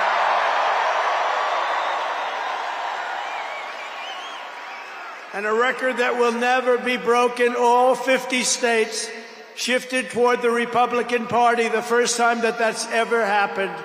All 50 states. We won the largest number of African American voters in Republican Party history. We won more Hispanic American votes than any Republican has ever gotten before by a lot. And we won Latino men and women, and on top of that, youth, men, women, urban, suburban, rural, and people from everywhere in between are joining us in record numbers. We've never had anything like this. Too big to rig, that's what I used to say. Too big to rig. We made it too big. Oh, and they tried. They tried. It was too big. Around 9:02, they just said, let's get the hell out of here. This isn't working. They were swamped, to put it nicely. We also took back the U.S. Senate. We had some great people running. And the House Republicans won their largest popular vote majority in presidential year since 1928. We had a lot of people voting. So the Senate, the House Republicans, we got all three of them. A little bit close on those two. Senate's in great shape. House Republicans, actually, they both have great leaders. They both have great people. Heading John Thune is fantastic. And if you look at Mike Johnson, he's got a pretty tight majority, but actually it's very tight, but it's very good because we vote unified. We're really voting unified, and so it doesn't make much difference. In the election of 2024, which will be the most consequential election in American history, we not only won a mandate, but we built a new American majority that will lead our country to unparalleled success for generations to come. That's what we want to do. And someday, in 30 years from now, 40 years from now, 50 years from now, some of these young people are going to say, I remember Donald Trump, he did a good job. He set us on his way. He told us, he gave us a path. Our new administration will inherit disasters at home and abroad, an economy plagued by inflation and high interest rates, a catastrophic border crisis. Nobody can believe they let people in. They have an open border policy. Do you think that makes sense? Open borders. Anybody wants to. Jails, prisons, mental institutions, gangs being emptied right through that ugly open border. A government that cannot care for its citizens in a time of emergency. Look at what's happening in Los Angeles. Look at what's happening in North Carolina. They've treated them so badly. In a planet on the brink of World War III. It's not going to happen. That's not going to happen. But starting tomorrow, I will act with historic speed and strength and fix every single crisis facing our country. We have to do it. We're not going to have a country left. Before even taking office, you are already seeing results that nobody expected to see. Everyone is calling it I don't want to say this, it's too braggadocious, but we'll say it anyway. The Trump effect. It's you're the effect. Since the election, the stock market has surged and small business optimism has soared a record 41 points to a 39-year high. Bitcoin has shattered one record high after another. The major investment company known as DMAC, the properties, has announced that it will be investing between $20 and $40 billion in the United States, and SoftBank, another great company, has pledged between $100 and $200 billion. These are all investments that are only being made because of the fact that we won the election. Going to create jobs for hundreds of thousands, even millions of Americans. Today I spoke with Tim Cook of Apple. He said they're going to make a massive investment in the United States because of our big election win. And as of today, TikTok is back.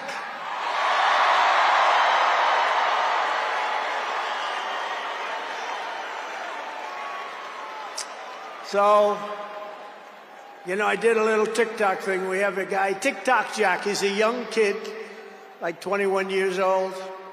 And we hired this guy, and I went on TikTok. Can you believe what I'll do to win an election? And we went on TikTok, and Republicans have never won the young vote, the youth vote. They win a lot of votes, but they never won the youth vote.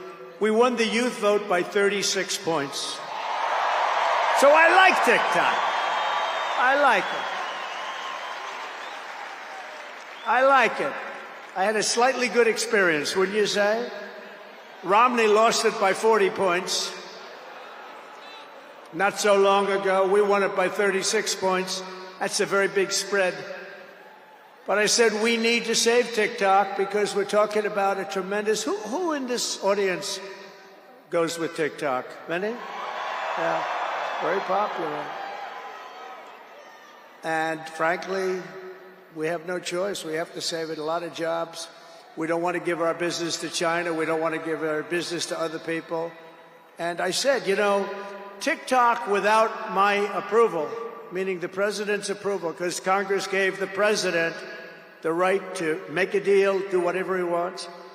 And they did that a long time ago when they had a different president. They didn't know that I was going to be the president, I guess. So I said, very simply, a joint venture. So if TikTok is worth nothing, zero, without an approval, you know, if you don't approve, they're out of business, they're worth nothing. If you do approve, they're worth like $1 trillion. They're worth some crazy number. So I said, I'll approve, but let the United States of America own 50% of TikTok. I'm approving on behalf of the United States. So they'll have a partner, the United States, and they'll have a lot of bidders, and the United States will do what we call a joint venture. And there's no risk. We're not putting up any money. All we're doing is giving them the approval, without which they don't have anything. So I don't know. It sounds like that works. What do you think? Good? I think so. So whether you like TikTok or not, we're going to make a lot of money. Perhaps most beautiful of all, this week we achieved an epic ceasefire agreement as a first step toward lasting peace in the Middle East. And this agreement could only have happened as a result of our historic victory in November. That was some victory. Was that greatest? I don't even know which was greater, 2016 or this one. I think this one. Look, Honest Abe Lincoln. We have Honest Abe. We have Uncle Sam. You know, Uncle Sam shook my hand about 2 months ago. He's got the strongest grip I've ever. You are a strong man. I said, what the hell was that? But I'm glad to report that the first hostages have just been released.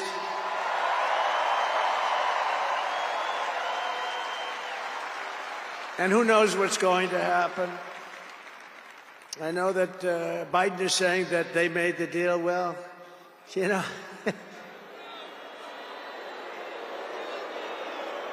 I mean, that deal should have, first of all, it would have never happened if I were president. Would have never happened. There was not even a thought of it. Iran was broke. They had no money for Hezbollah. They had no money for Hamas. They had no money. They were broke, totally broke, and they would have never done anything. But they did it, you know. I like to think back to the past. I said, if only the election weren't rigged, all the things that would have happened, that would have been so good. But it was. We're not going to let that happen again. I want to thank my friend Steve Witkoff, who I think is here. I know he made a beautiful speech. I heard he made a great speech. But he's an amazing guy. I said, I got to get myself a negotiator. We have to get a good negotiator. A lot of guys are knowledgeable, but they can't negotiate. They don't have the personality or whatever. And Steve does, and Steve's a great negotiator, very successful guy. But he's our new special envoy to the Middle East for helping reach this great breakthrough, and really couldn't have been done without Steve. Where is Steve Witkoff? Is he around here someplace? Because he was so great. There he is. Hello, Steve. Thank you, Steve. Thank you, Steve. What a job. Our incoming administration has achieved all of this in the Middle East in less than 3 months without being president. We've achieved more without being president than they've achieved in 4 years with being president. But just imagine all of the good things that we will accomplish together with 4 more years in the White House, and we're going to do a lot of things. You're going to see something tomorrow. You're going to see executive orders that are going to make you extremely happy. Lots of them. Lots of them. We have to set our country on the proper course. By the time the sun sets tomorrow evening, the invasion of our borders will have come to a halt, and all the illegal border trespassers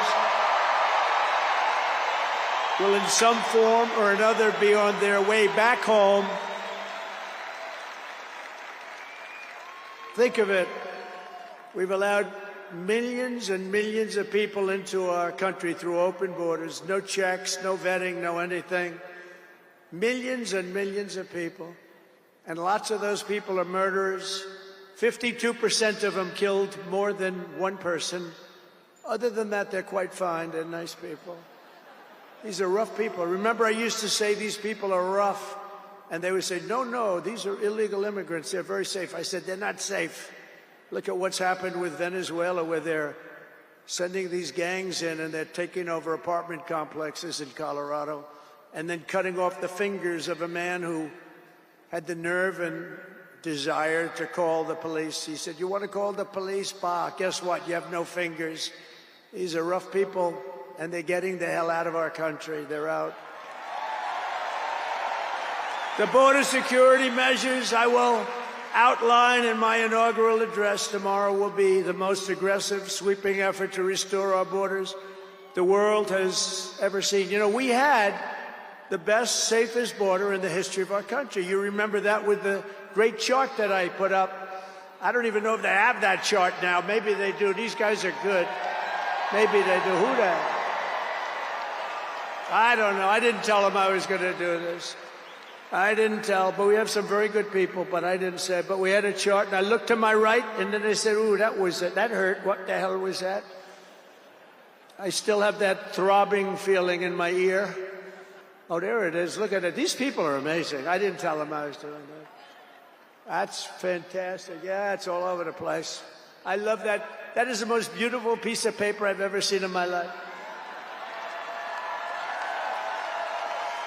But if you look at that chart and you look at the red arrow on the bottom, that's the single lowest we ever had in history, at least recorded history, of illegals pouring into our country. We had done a great job, and then they took over, and look what happened. It's like an Elon Musk rocket ship going up. That reminds me of Elon, his rocket ships. Look at that. Look at the difference. And it just continued and continued, and we're taking in people that shouldn't be here. They come in from prisons, from jails. They shouldn't be here. Mental institutions. I used to mention, and the press would always excoriate me, I'd say the late, great Hannibal Lecter came into our country today. Silence of the Lamb. Anybody see that movie? Lovely movie. And when people went to the voter booth, they said, we don't want Hannibal Lecter in our country. The press would say, why is he bringing up Hannibal Lecter? That was a fictitious character. Actually, they're not so fictitious. We have people in our country that are probably worse that we allowed in. But we will quickly reestablish control of our sovereign territory and borders. We will expel every single illegal alien, gang member, and migrant criminal operating on American soil, and remove the savage gang Tren de Aragua from the United States. Here's a little video for you to see about this gang. Go ahead. Open borders, deadly consequences. Border crisis. Record high crossings are putting a strain on cities across America. It is a full-blown invasion. Armed Venezuelan gang members storming an apartment complex in Aurora, Colorado. When people talk about lack of crime, this is what they're talking about. San Antonio, Texas, just one of the latest cities to have apartment complexes taken over by members of the Venezuelan gang. Biden and Harris had created a program to bring them in under humanitarian parole. I am in favor of saying that we're not going to treat people who are undocumented across the border as criminals. More than 13,000 illegal immigrants convicted of murder have been released into the United States. My 20-year-old daughter, Kayla Hamilton, was murdered in her own room. Kayla's murderer was apprehended by Border Patrol crossing illegally into the U.S. Kayla's murderer had been improperly released into the United States. Abolish ICE. Yeah, we need to probably think about starting from scratch. More than a dozen people suspected of being Tren de Aragua gang members right here in San Antonio. The gang members had been terrorizing the apartment complex. New details in the murder of Laken Riley. The illegal immigrant suspect, who cops say committed the heinous murder, is a Venezuelan national. And was paroled and released into the country by the Biden administration. If they'd all been properly vetted, that probably wouldn't have happened. 2 men investigators say are in the country illegally from Venezuela are charged with capital murder and the death of Jocelyn Nungaray. Martinez and Angel wrapped his arms around Jocelyn's neck, took off her pants, and climbed on top of her. Later strangled Jocelyn to death and then tied up her hands and feet. Court documents suggest a group of men arrested for beating and robbing a Dallas woman last month are members of a Venezuelan street gang. The men threatened to cut off her fingers if she did not cooperate. Manuel Hernandez was booked by Colleyville police just 2 days earlier and released the day before the robbery. A Peruvian gang leader who was wanted for 23 murders, who was arrested by Border Patrol near Roma, Texas, then released into America.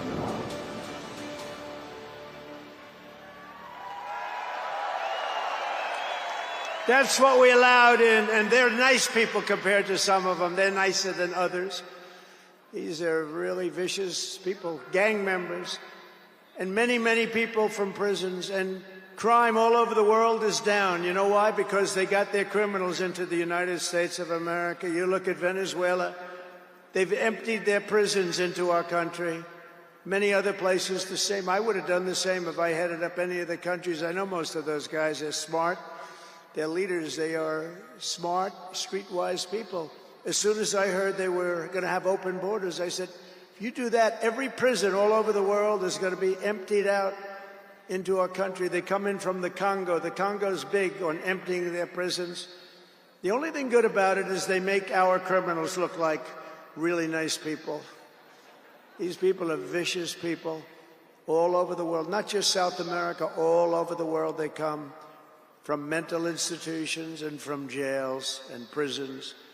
With our actions tomorrow, my administration will deliver justice for every family whose loved one has been stolen from them by migrant crime, including Laken Riley, Rachel Morin, Jocelyn Nungaray, Kayla Hamilton, and every other precious American soul that we have lost to these animals. Their memories will live in the hearts forever, in our hearts forever, and we will never, ever forget them. And their contribution, I told their mothers who were devastated, their parents, their fathers, they're devastated. They'll never be the same. They'll never be the same. But I said, your daughter has made a major contribution. Your son has made a major contribution. There are hundreds and even thousands of victims of this horrible atrocity. And you add those numbers to the numbers of crime that we're already going through the roof, and it's something that you wouldn't even believe. Do you remember I did the debate, and I had David Muir from ABC saying, no, crime has gone down. I said, no, it's gone through the roof. Crime has gone through the roof, David. No, crime has gone down. I said, it's gone through the roof. And then he goes, I disagree with that. The next day they announced that crime was up like 40%. This guy is, the whole thing is it's so bad. You can't even imagine how anybody could be for these things of, think of it, open borders, prisons and mental institutions, men playing in women's sports, transgender for everyone. Transgender. And very soon we'll begin the largest deportation operation in American history, larger and even larger than President Dwight Eisenhower, who has the record right now. And we're going to end the Biden war on American energy and unleash our energy resources to quickly defeat inflation and achieve the lowest cost of energy and electricity on Earth. And we're going to be using our emergency powers to allow countries and entrepreneurs and people with a lot of money build big plants, AI plants. We need double the energy that we already have, and it's going to end up being more than that. And we're going to slash the regulations, environmental regulations that are really put in there in order to stop progress in this country. We're going to also slash something else, the waste in our bloated federal bureaucracy. We will create the new Department of Government Efficiency, headed by a gentleman named Elon Musk, who's here someplace. I don't know where the hell he is. He's here someplace.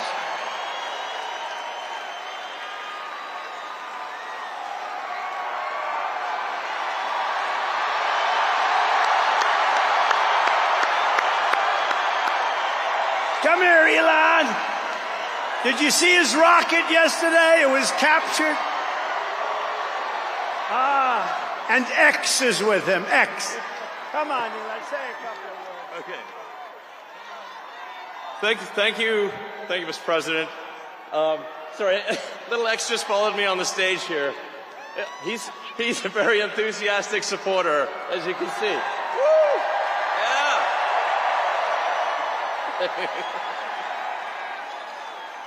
So we're looking forward to making a lot of changes, and you know this victory is the start, really.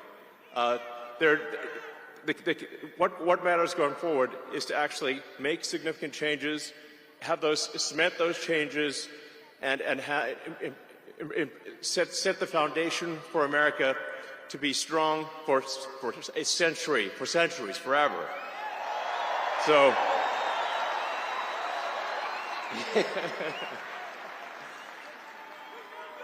And make America great again. Yeah.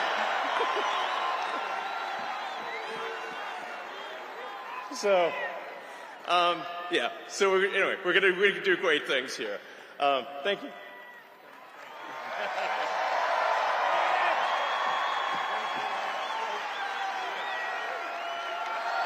Thank you, Elon.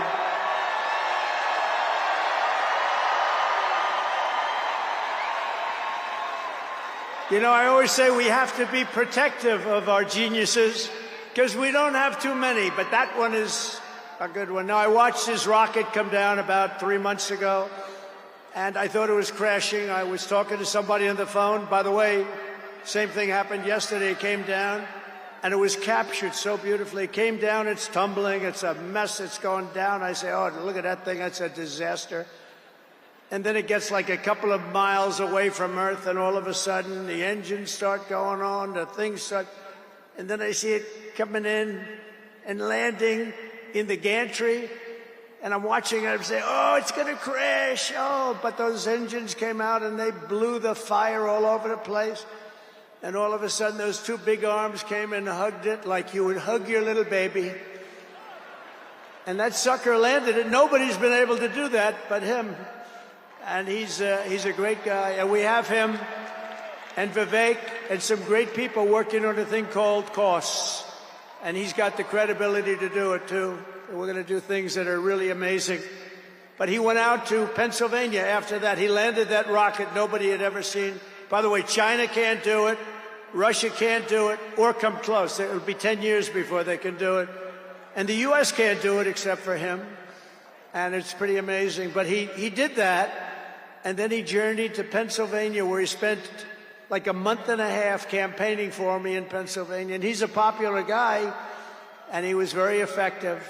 And he knows those computers better than anybody, all those computers, those vote-counting computers. And we ended up winning Pennsylvania like in a landslide, so it was pretty good. It was pretty good. So thank you to Elon. And his son's name, who's cute as a button, his son's name is X. He's the only guy who could get away with the name X, but his son is a great guy. One thing we know, his son is smart. If you believe in the racehorse theory, he's got a nice, smart son. But thank you very much to Elon and everybody. We've had so much help. Every radical and foolish executive order of the Biden administration will be repealed within hours of when I take the oath of office. Oh, you're going to have a lot of fun watching television tomorrow.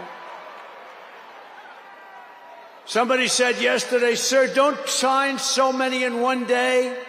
let's do it over a period of weeks. I said, like hell, we're going to do it over weeks. We're going to sign them at the beginning.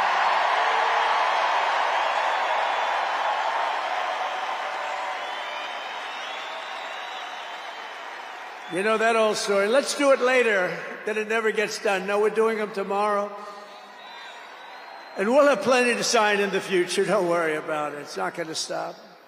But we're going to stop the destructive and divisive diversity, equity, and inclusion mandates all across the government and private sector and return our country to the merit system. You know, the Supreme Court ruled that the United States is allowed to go by the merit system, which is what made us great in the first place. That was a big, big ruling that a lot of people don't even know about, but it was a big, tremendous ruling.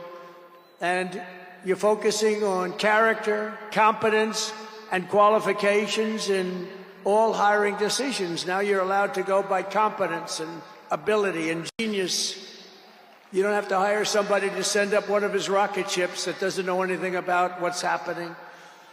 As a first step toward restoring transparency and accountability to government, we will also reverse the overclassification of government documents, and in the coming days, we are going to make public remaining records relating to the assassinations of President John F. Kennedy, his brother Robert Kennedy, as well as Dr. Martin Luther King Jr., and other topics of great public interest. It's all going to be released, Uncle Sam.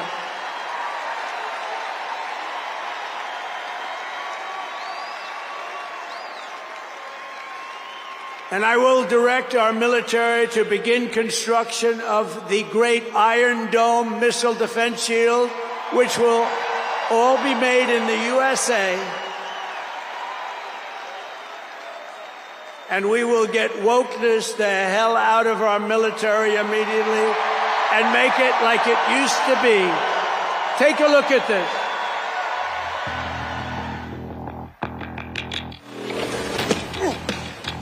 You little scumbag! I got your name! I got your ass! You will not laugh! You will not cry! You will learn by the numbers! Happy Pride. Happy Pride Month, and actually, let's declare it a summer of pride. So you're a killer? Sir, yes, sir! Let me see your war face. Sir, you got a war face? Ah! That's a war face! Now let me see your war face! Ah! Bullshit! You didn't convince me! Let me see your real war face! Ah! I hear it and I know I know you wanna take. You will be a weapon. You will be a minister of death, praying for war. But until that day, you are pukes. You are the lowest form of life on earth. You are not even human fucking beings. You are nothing but unorganized, grabastic pieces of amphibian shit. How to abracadabra, these bitches know I got answers the way I... It looks to me like the best part of you ran down the crack of your mama's ass and ended up as the brown stain on the mattress.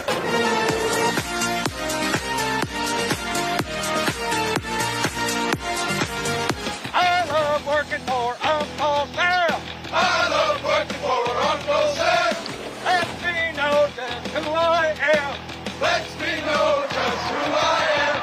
1, 2, 3, 4, United States Marine Corps. 1, 2, 3, 4, United States Marine Corps.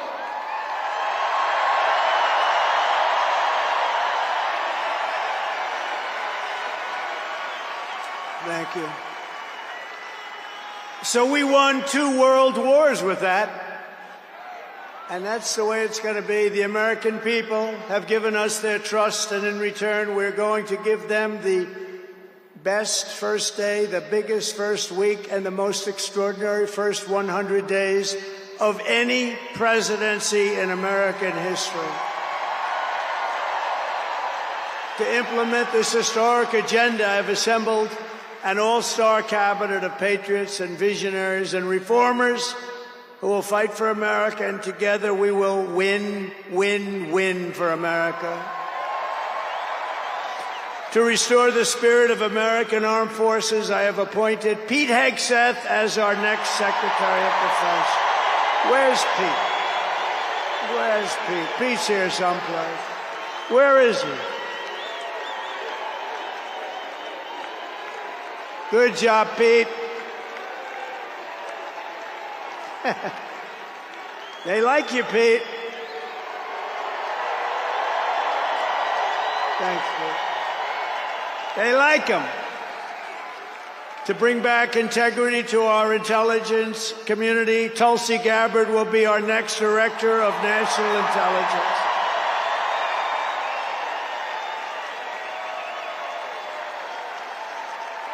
To make America healthy again, we will have Robert F. Kennedy Jr. as Secretary of Health and Human Services.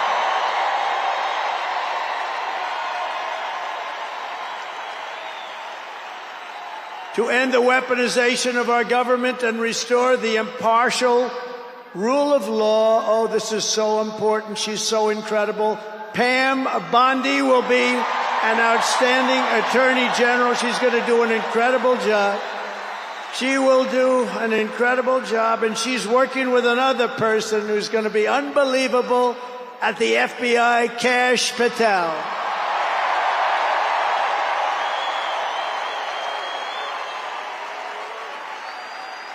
And tomorrow, everybody in this very large arena will be very happy with my decision on the J6 hostages. Very happy.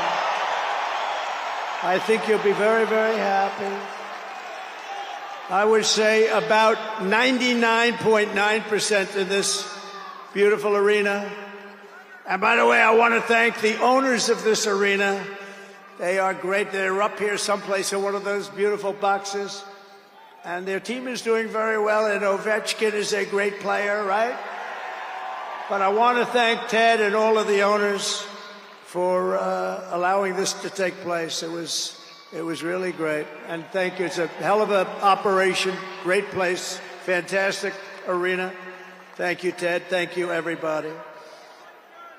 At Homeland Security, we will have a tough leader in Kristi Noem, and we will have an outstanding Secretary of Transportation in Sean Duffy, Congressman Sean Duffy.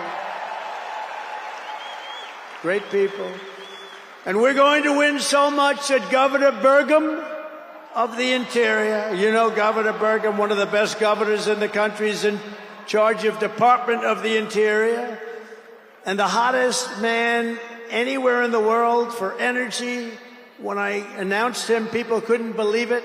You didn't hear of him, but if you're in the energy business, he's considered the absolute best. Mr. Chris Wright of the Energy Department. He's going to head up the Energy Department. He's the hottest guy, and there is anybody in the energy business. They said, I can't believe you got Chris Wright. And a man named Marco Rubio is going to be our great future Secretary of State.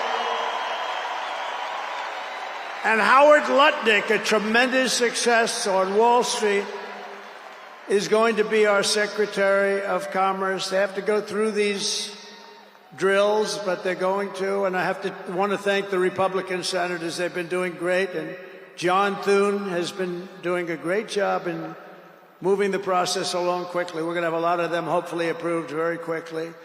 And a very special woman, Linda McMahon, is going to be our future Secretary of Education, which we're going to be giving back to the states. Let the state run education.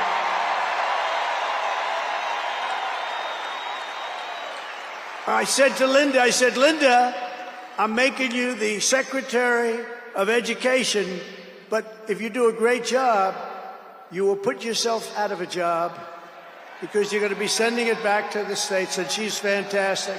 And her staff, which has been largely hired, is fantastic. And all of the other leaders will come to me and they're going to say, do you remember I used to do this for fun? But it's really not fun. It's fact. Because we have to do some of best of, right? But they're going to come and say to me, sir, we're winning too much, sir. We can't take it anymore. We have to stop winning, sir. We can't do it. We're not used to winning in our country. And each one of them is going to say, every single one, sir, please, you're destroying our country. We're winning too much. Our country isn't prepared for this. They're not used to winning, sir. And I'll say, no, Linda and everybody, we're not going to stop winning. The people of our country want us to keep on winning, and we're going to go win like never, ever before. And that's what we're going to do. We're going to be doing it, Uncle Sam. Uncle Sam is having a heart attack down here. Look at him. Uncle Sam is going wild. And they think I pay for these people. I have no idea who he is. All I know is he does. And there's Abe Lincoln. Thank you, honest Abe. I have no idea. I swear, I have no idea who the hell he is. But he looks like Abe. He's probably a little bit shorter, in all fairness. Abe was 6'6". He's a little bit shorter. He's about a foot shorter. Other than that, he's perfect. Thank you, Abe. In addition to the most talented cabinet ever assembled, and we think we're hearing things like that, we will be supported in our mission by countless wonderful American patriots. First, let me thank my incredible family, and I want to thank in particular somebody that headed up the Republican Party, along with Mike, the two of them, Lara Trump, who you saw before, who produced those two beautiful children. Lara Trump is unbelievable. She was the chairman of the Republican Party. And nobody ever said, oh, gee, it's a family member. They actually said, how the hell did you get her to do it? And she did a phenomenal job. We had a minimum of cheating. We watched them like a hawk. Where is Laura? Where the hell is she? Because she did some job. See, she wants to be nice and quiet. She's here someplace. Thank you, Laura. Thank you very much, hon. She's phenomenal. The job she did, and her son, who was up. Didn't they do a beautiful job? The son and the daughter. How many young kids know that one? They don't know that one. But her husband is somebody I'm very proud of. He's doing a great job. He's been subpoenaed more than any human being in history, I believe. Every day he'd get a subpoena from Congress on something, oh, bullshit. But he'd get a subpoena. He's got a PhD in subpoenas. But he did a fantastic job. And Don, you know all about Don, how he did. He's great. He's very popular, too. He knows a lot about guns, I want to tell you that. We had, by the way, I have to tell you, we had great support from every gun group, including the NRA. It's really worked hard. And Ivanka and Jared are here. And Tiffany and Michael are here. And Barron and my 10 incredible grandchildren, and another one coming through Tiffany. And of course, I want to thank our next Vice President of the United States, J.D. Vance. Wherever he may be, there's a lot of people. Wherever the hell he is, he's here someplace. It's a lot of people. It's a little tough when you say, where is he? You know, you got a lot of people in here. But J.D. Vance has been extraordinary. And he's got an unbelievable wife, the Second Lady of the United States, Usha Vance. So, Usha, thank you very much. It's a beautiful couple, great people. We're also pleased to be joined tonight by Hulk Hogan, the Hulkster. The Hulkster. One thing, it's not hard to find him. All he has to do is stand up and you say, there he is. But he's great. And Kid Rock, wow. Kid Rock is a friend of mine. He's a friend of mine for a long, long time. He did that thing on Budweiser. Budweiser will never be the same, when he did the gun with a MAGA hat. That was the commercial that everybody saw. Also with us tonight is a great actor, tremendously talented guy, Jon Voight, who's great, and a friend of mine. And Sylvester Stallone is here. Great guy.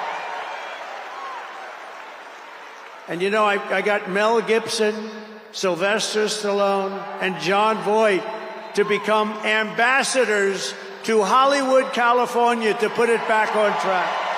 So they're all ambassadors. You have to refer to them as ambassador, Mr. Ambassador. and a man who's got an army of young people. Charlie Kirk is here, and I want to thank Charlie. Charlie is fantastic. I mean, this guy, don't believe the stuff when you hear the kids are liberal. They're not liberal. Maybe they used to be, but they're not anymore. You got to see how many people are for us. And I want to thank Megyn Kelly. She's been terrific. She's been really good. And Billy Ray Cyrus. And Lee Greenwood. Wow, has he been something. What a song and what a man. And you know, by the way, these microphones, you see the microphones? I said, what the hell are those microphones doing standing behind me? You're going to have a little special treat at the end of this speech. I don't want to tell you because you'll rush me off the stage. Get off the stage. But you have a little special treat. And I won't tell you, but let's put it this way. It's the people that 30 years ago had a hot song, never hit #1, hit #5. But 30 years later, it hit #1 week after week. And they're here to sing. They're here to sing. For you. And you won't recognize them. They're slightly larger than they used to be, but that's the way life goes. We can all tell you, that's the way life goes. There's nothing we can do about that. Sebastian Gorka, stand up, Sebastian. I see Sebastian here. There's a patriot. He's been with me through thick and thin, right, Sebastian? Now he's with the administration. Thank you. Great guy. And again, I want to thank Elon for what he did in Pennsylvania. He worked so hard. He worked so hard in Pennsylvania. A great guy and a man who is a champion. A man who took something from nothing. Everybody said this is something will never work. It's too violent. But he understood people. He said they like violence, unfortunately, right? But a man who understood fighting better than any man ever. There's never been anything like this. What Dana White did with the UFC and building it into a monster sport franchise. So I want to thank Dana White of USC for being here. And Dana, you've done a job like nobody could have done. Thank you. He's a great guy and a friend of mine. A great friend of mine. He's a tough cookie. You want him on your side at all times. Every one of those people you want on your side. And we have dozens of other celebrities and everything, but we're going to get back to what we're doing. But I do want to say, in the audience, we have many governors, many senators, many members of Congress, and other distinguished guests, far too many to name, unless you'd like me to name them. No? Do you want me to name governors, senators, and Congress people? No. I thought you were going to say that. Sorry, governors.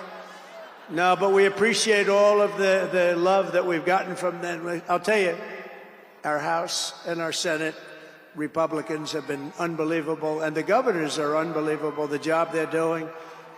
Of the crime-ridden cities, the top 25, every single one of them is run by a Democrat. Does that tell you something? We don't have problems in the Republican cities. Tonight, I also want to send our love to everyone affected by the terrible wildfires raging in California. We're praying for you all. We love you all. We're going to be there very soon. I'm going to go out there on Friday to see it and to get it moving back. We're going to get some of the best builders in the world, and we'll get it moving back. And I also want to pay my respects to the great people of North Carolina. You know, I won it every single time. And they've been treated very badly. FEMA almost didn't know it existed. And we're going to get North Carolina rocking and rolling, okay? We're going to get them rocking and rolling. They've been treated very badly as a state. Together we will rebuild Los Angeles better, more beautiful than ever before. We're going to get it going. We have the best builders in the world. It's the only people that could do it. Nobody else knows what the hell they're doing. And in 2028, the Los Angeles Olympics will be one of the great sporting events and patriotic celebrations in history. I was with Gianni, the head of the Olympics, and because of the wildfires, they're going to do a special job. They're going to really do something very special on the Olympics. And the opposite, some people say, oh, maybe the Olympics can't go there. It turned out just the opposite. They came to see me the other day, and the committee, and it's just the opposite. So the Olympics is great. And Johnny, for the others, you know, the World Cup, Johnny is the head of it. We had our top people, Wasserman. They all came in on the Olympics, and then I saw Johnny. And we got the World Cup, too. And, you know, it's only because they rigged the election that I'll be your president representing you there. You know, I got both of them. I got the Olympics, and I got the World Cup. And I said, you know, it's too bad. One was in 2026, and the other was in 2028. And I said, I won't be there. I won't be your president. But then they rigged the election, and now we won, so I'm going to be your president for the Olympics and for the World Cup. So, Johnny, thank you for the World Cup, and everybody, thank you for the Olympics. We're going to have a great time. We have another thing happening, 250 years, a celebration like no other, 250 years. And that's going to be taking place next year. So we have a lot of big events coming. And everything we do everything. We take it very, very seriously. But what do we do more than anything else? We put America first. And it all starts tomorrow when I raise my hand on the Bible to be sworn as we'll be sworn in tomorrow. We're all going to be sworn in together. That's the way I look at it. It's not me. It's you. Greatest of all time. So we will be sworn in tomorrow. I'll be representing you as your 47th President of the United States.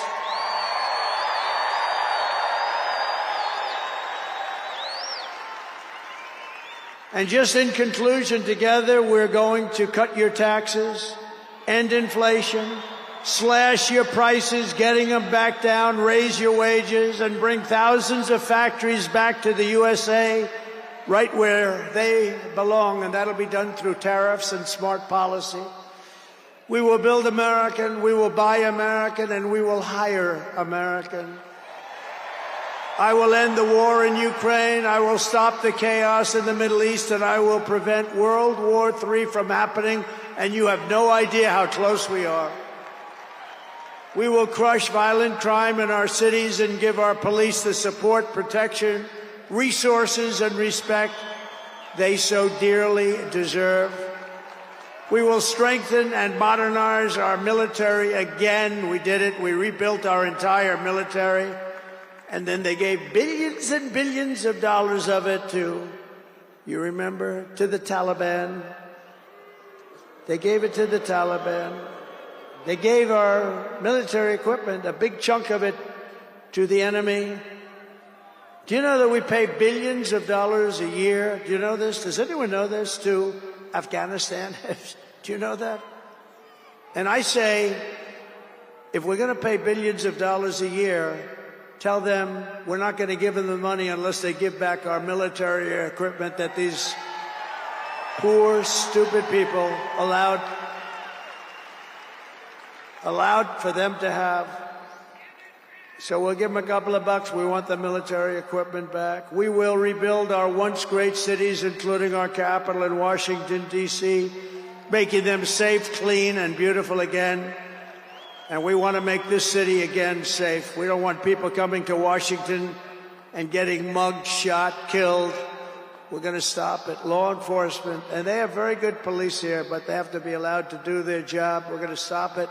We're going to beautify it. We're going to make it the most beautiful capital in the world.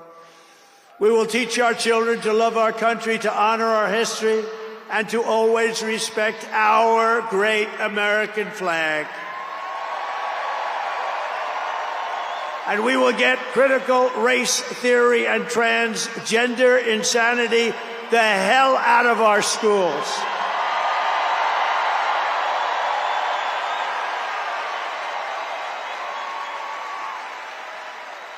And always remember, this is so easy, this will be done tomorrow. We will keep men out of women's sports. It's over. I will defend religious liberty.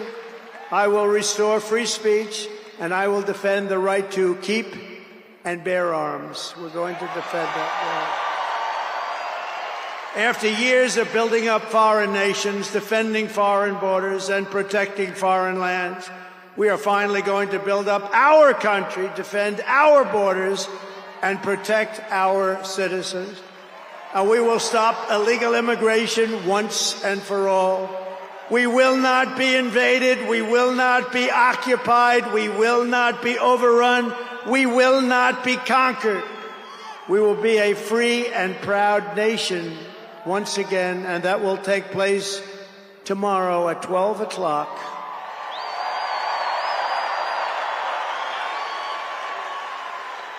Everyone in our country will prosper, every family will thrive, and every day will be filled with opportunity and hope, and also filled with a thing called the American dream that you don't hear much about anymore. For the past 9 years, you and I fought side by side against the most sinister and corrupt forces on earth, and in our magnificent victory on November 5th, you showed them once and for all that this nation does not belong to them. This nation belongs to you.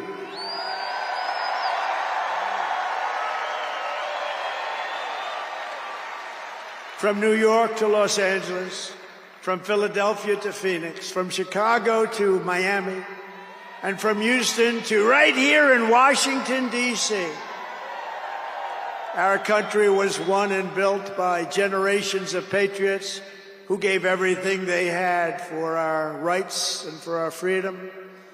They were farmers and soldiers, cowboys and factory workers, steel workers, coal miners, police officers, and pioneers who pushed onward, marched forward, and let no obstacle stand in their path. Nothing could get in their way.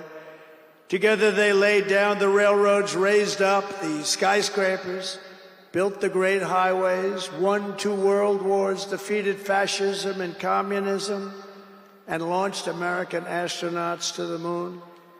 It was hardworking patriots like you who built this country, and 75 days ago on November 5th, it was hardworking patriots like you who saved our country. You saved our country. Now, after all we have been through together, we stand on the verge of the 4 greatest years in American history. With your help, we will restore America's promise, and we will rebuild the nation that we all love so much. We are one people, one family, and one glorious nation under God. We will never give in. We will never give up. We will never back down, and we will never, ever, ever, ever surrender. We will fight, fight, fight, and we will win, win, win. And together, we will make America powerful again. We will make America wealthy again. We will make America healthy again. We will make America strong again. We will make America proud again. We will make America safe again. And we will make America great again. Thank you very much. Thank you very much. What a great victory for everybody. Thank you, America. Thank you very much. Thank you.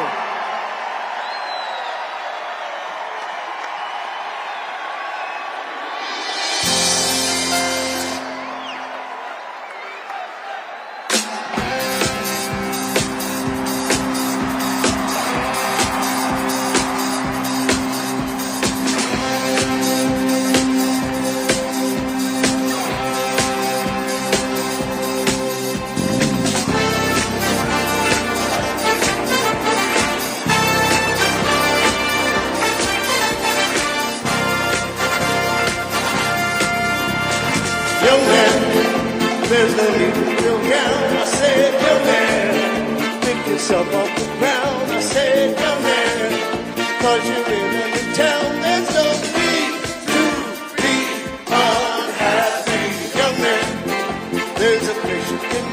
I said, young man, when you're short on your dough, you can stay there. And I'm sure you will find many ways to have a good time. Come on, everybody. It's fun to stay at the YMCA. Fun to stay at the YMCA. They have everything for your men to enjoy. You can hang out with all the boys. Fun to stay at the YMCA. Fun to stay at the YMCA. You can get yourself clean, have a good meal, do whatever you feel. Young man, are you listening to me? I said, young man, what do you want to be?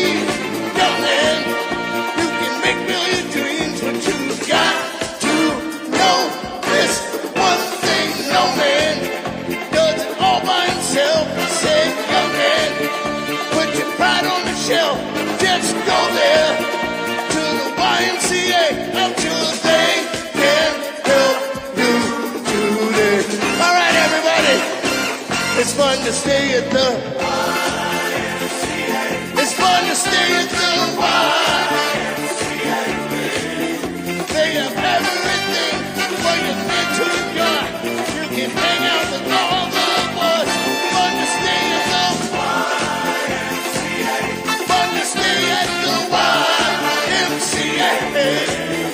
You can get yourself clean, have a good meal, do whatever you feel. Young man, I was once in your shoes. I said I was.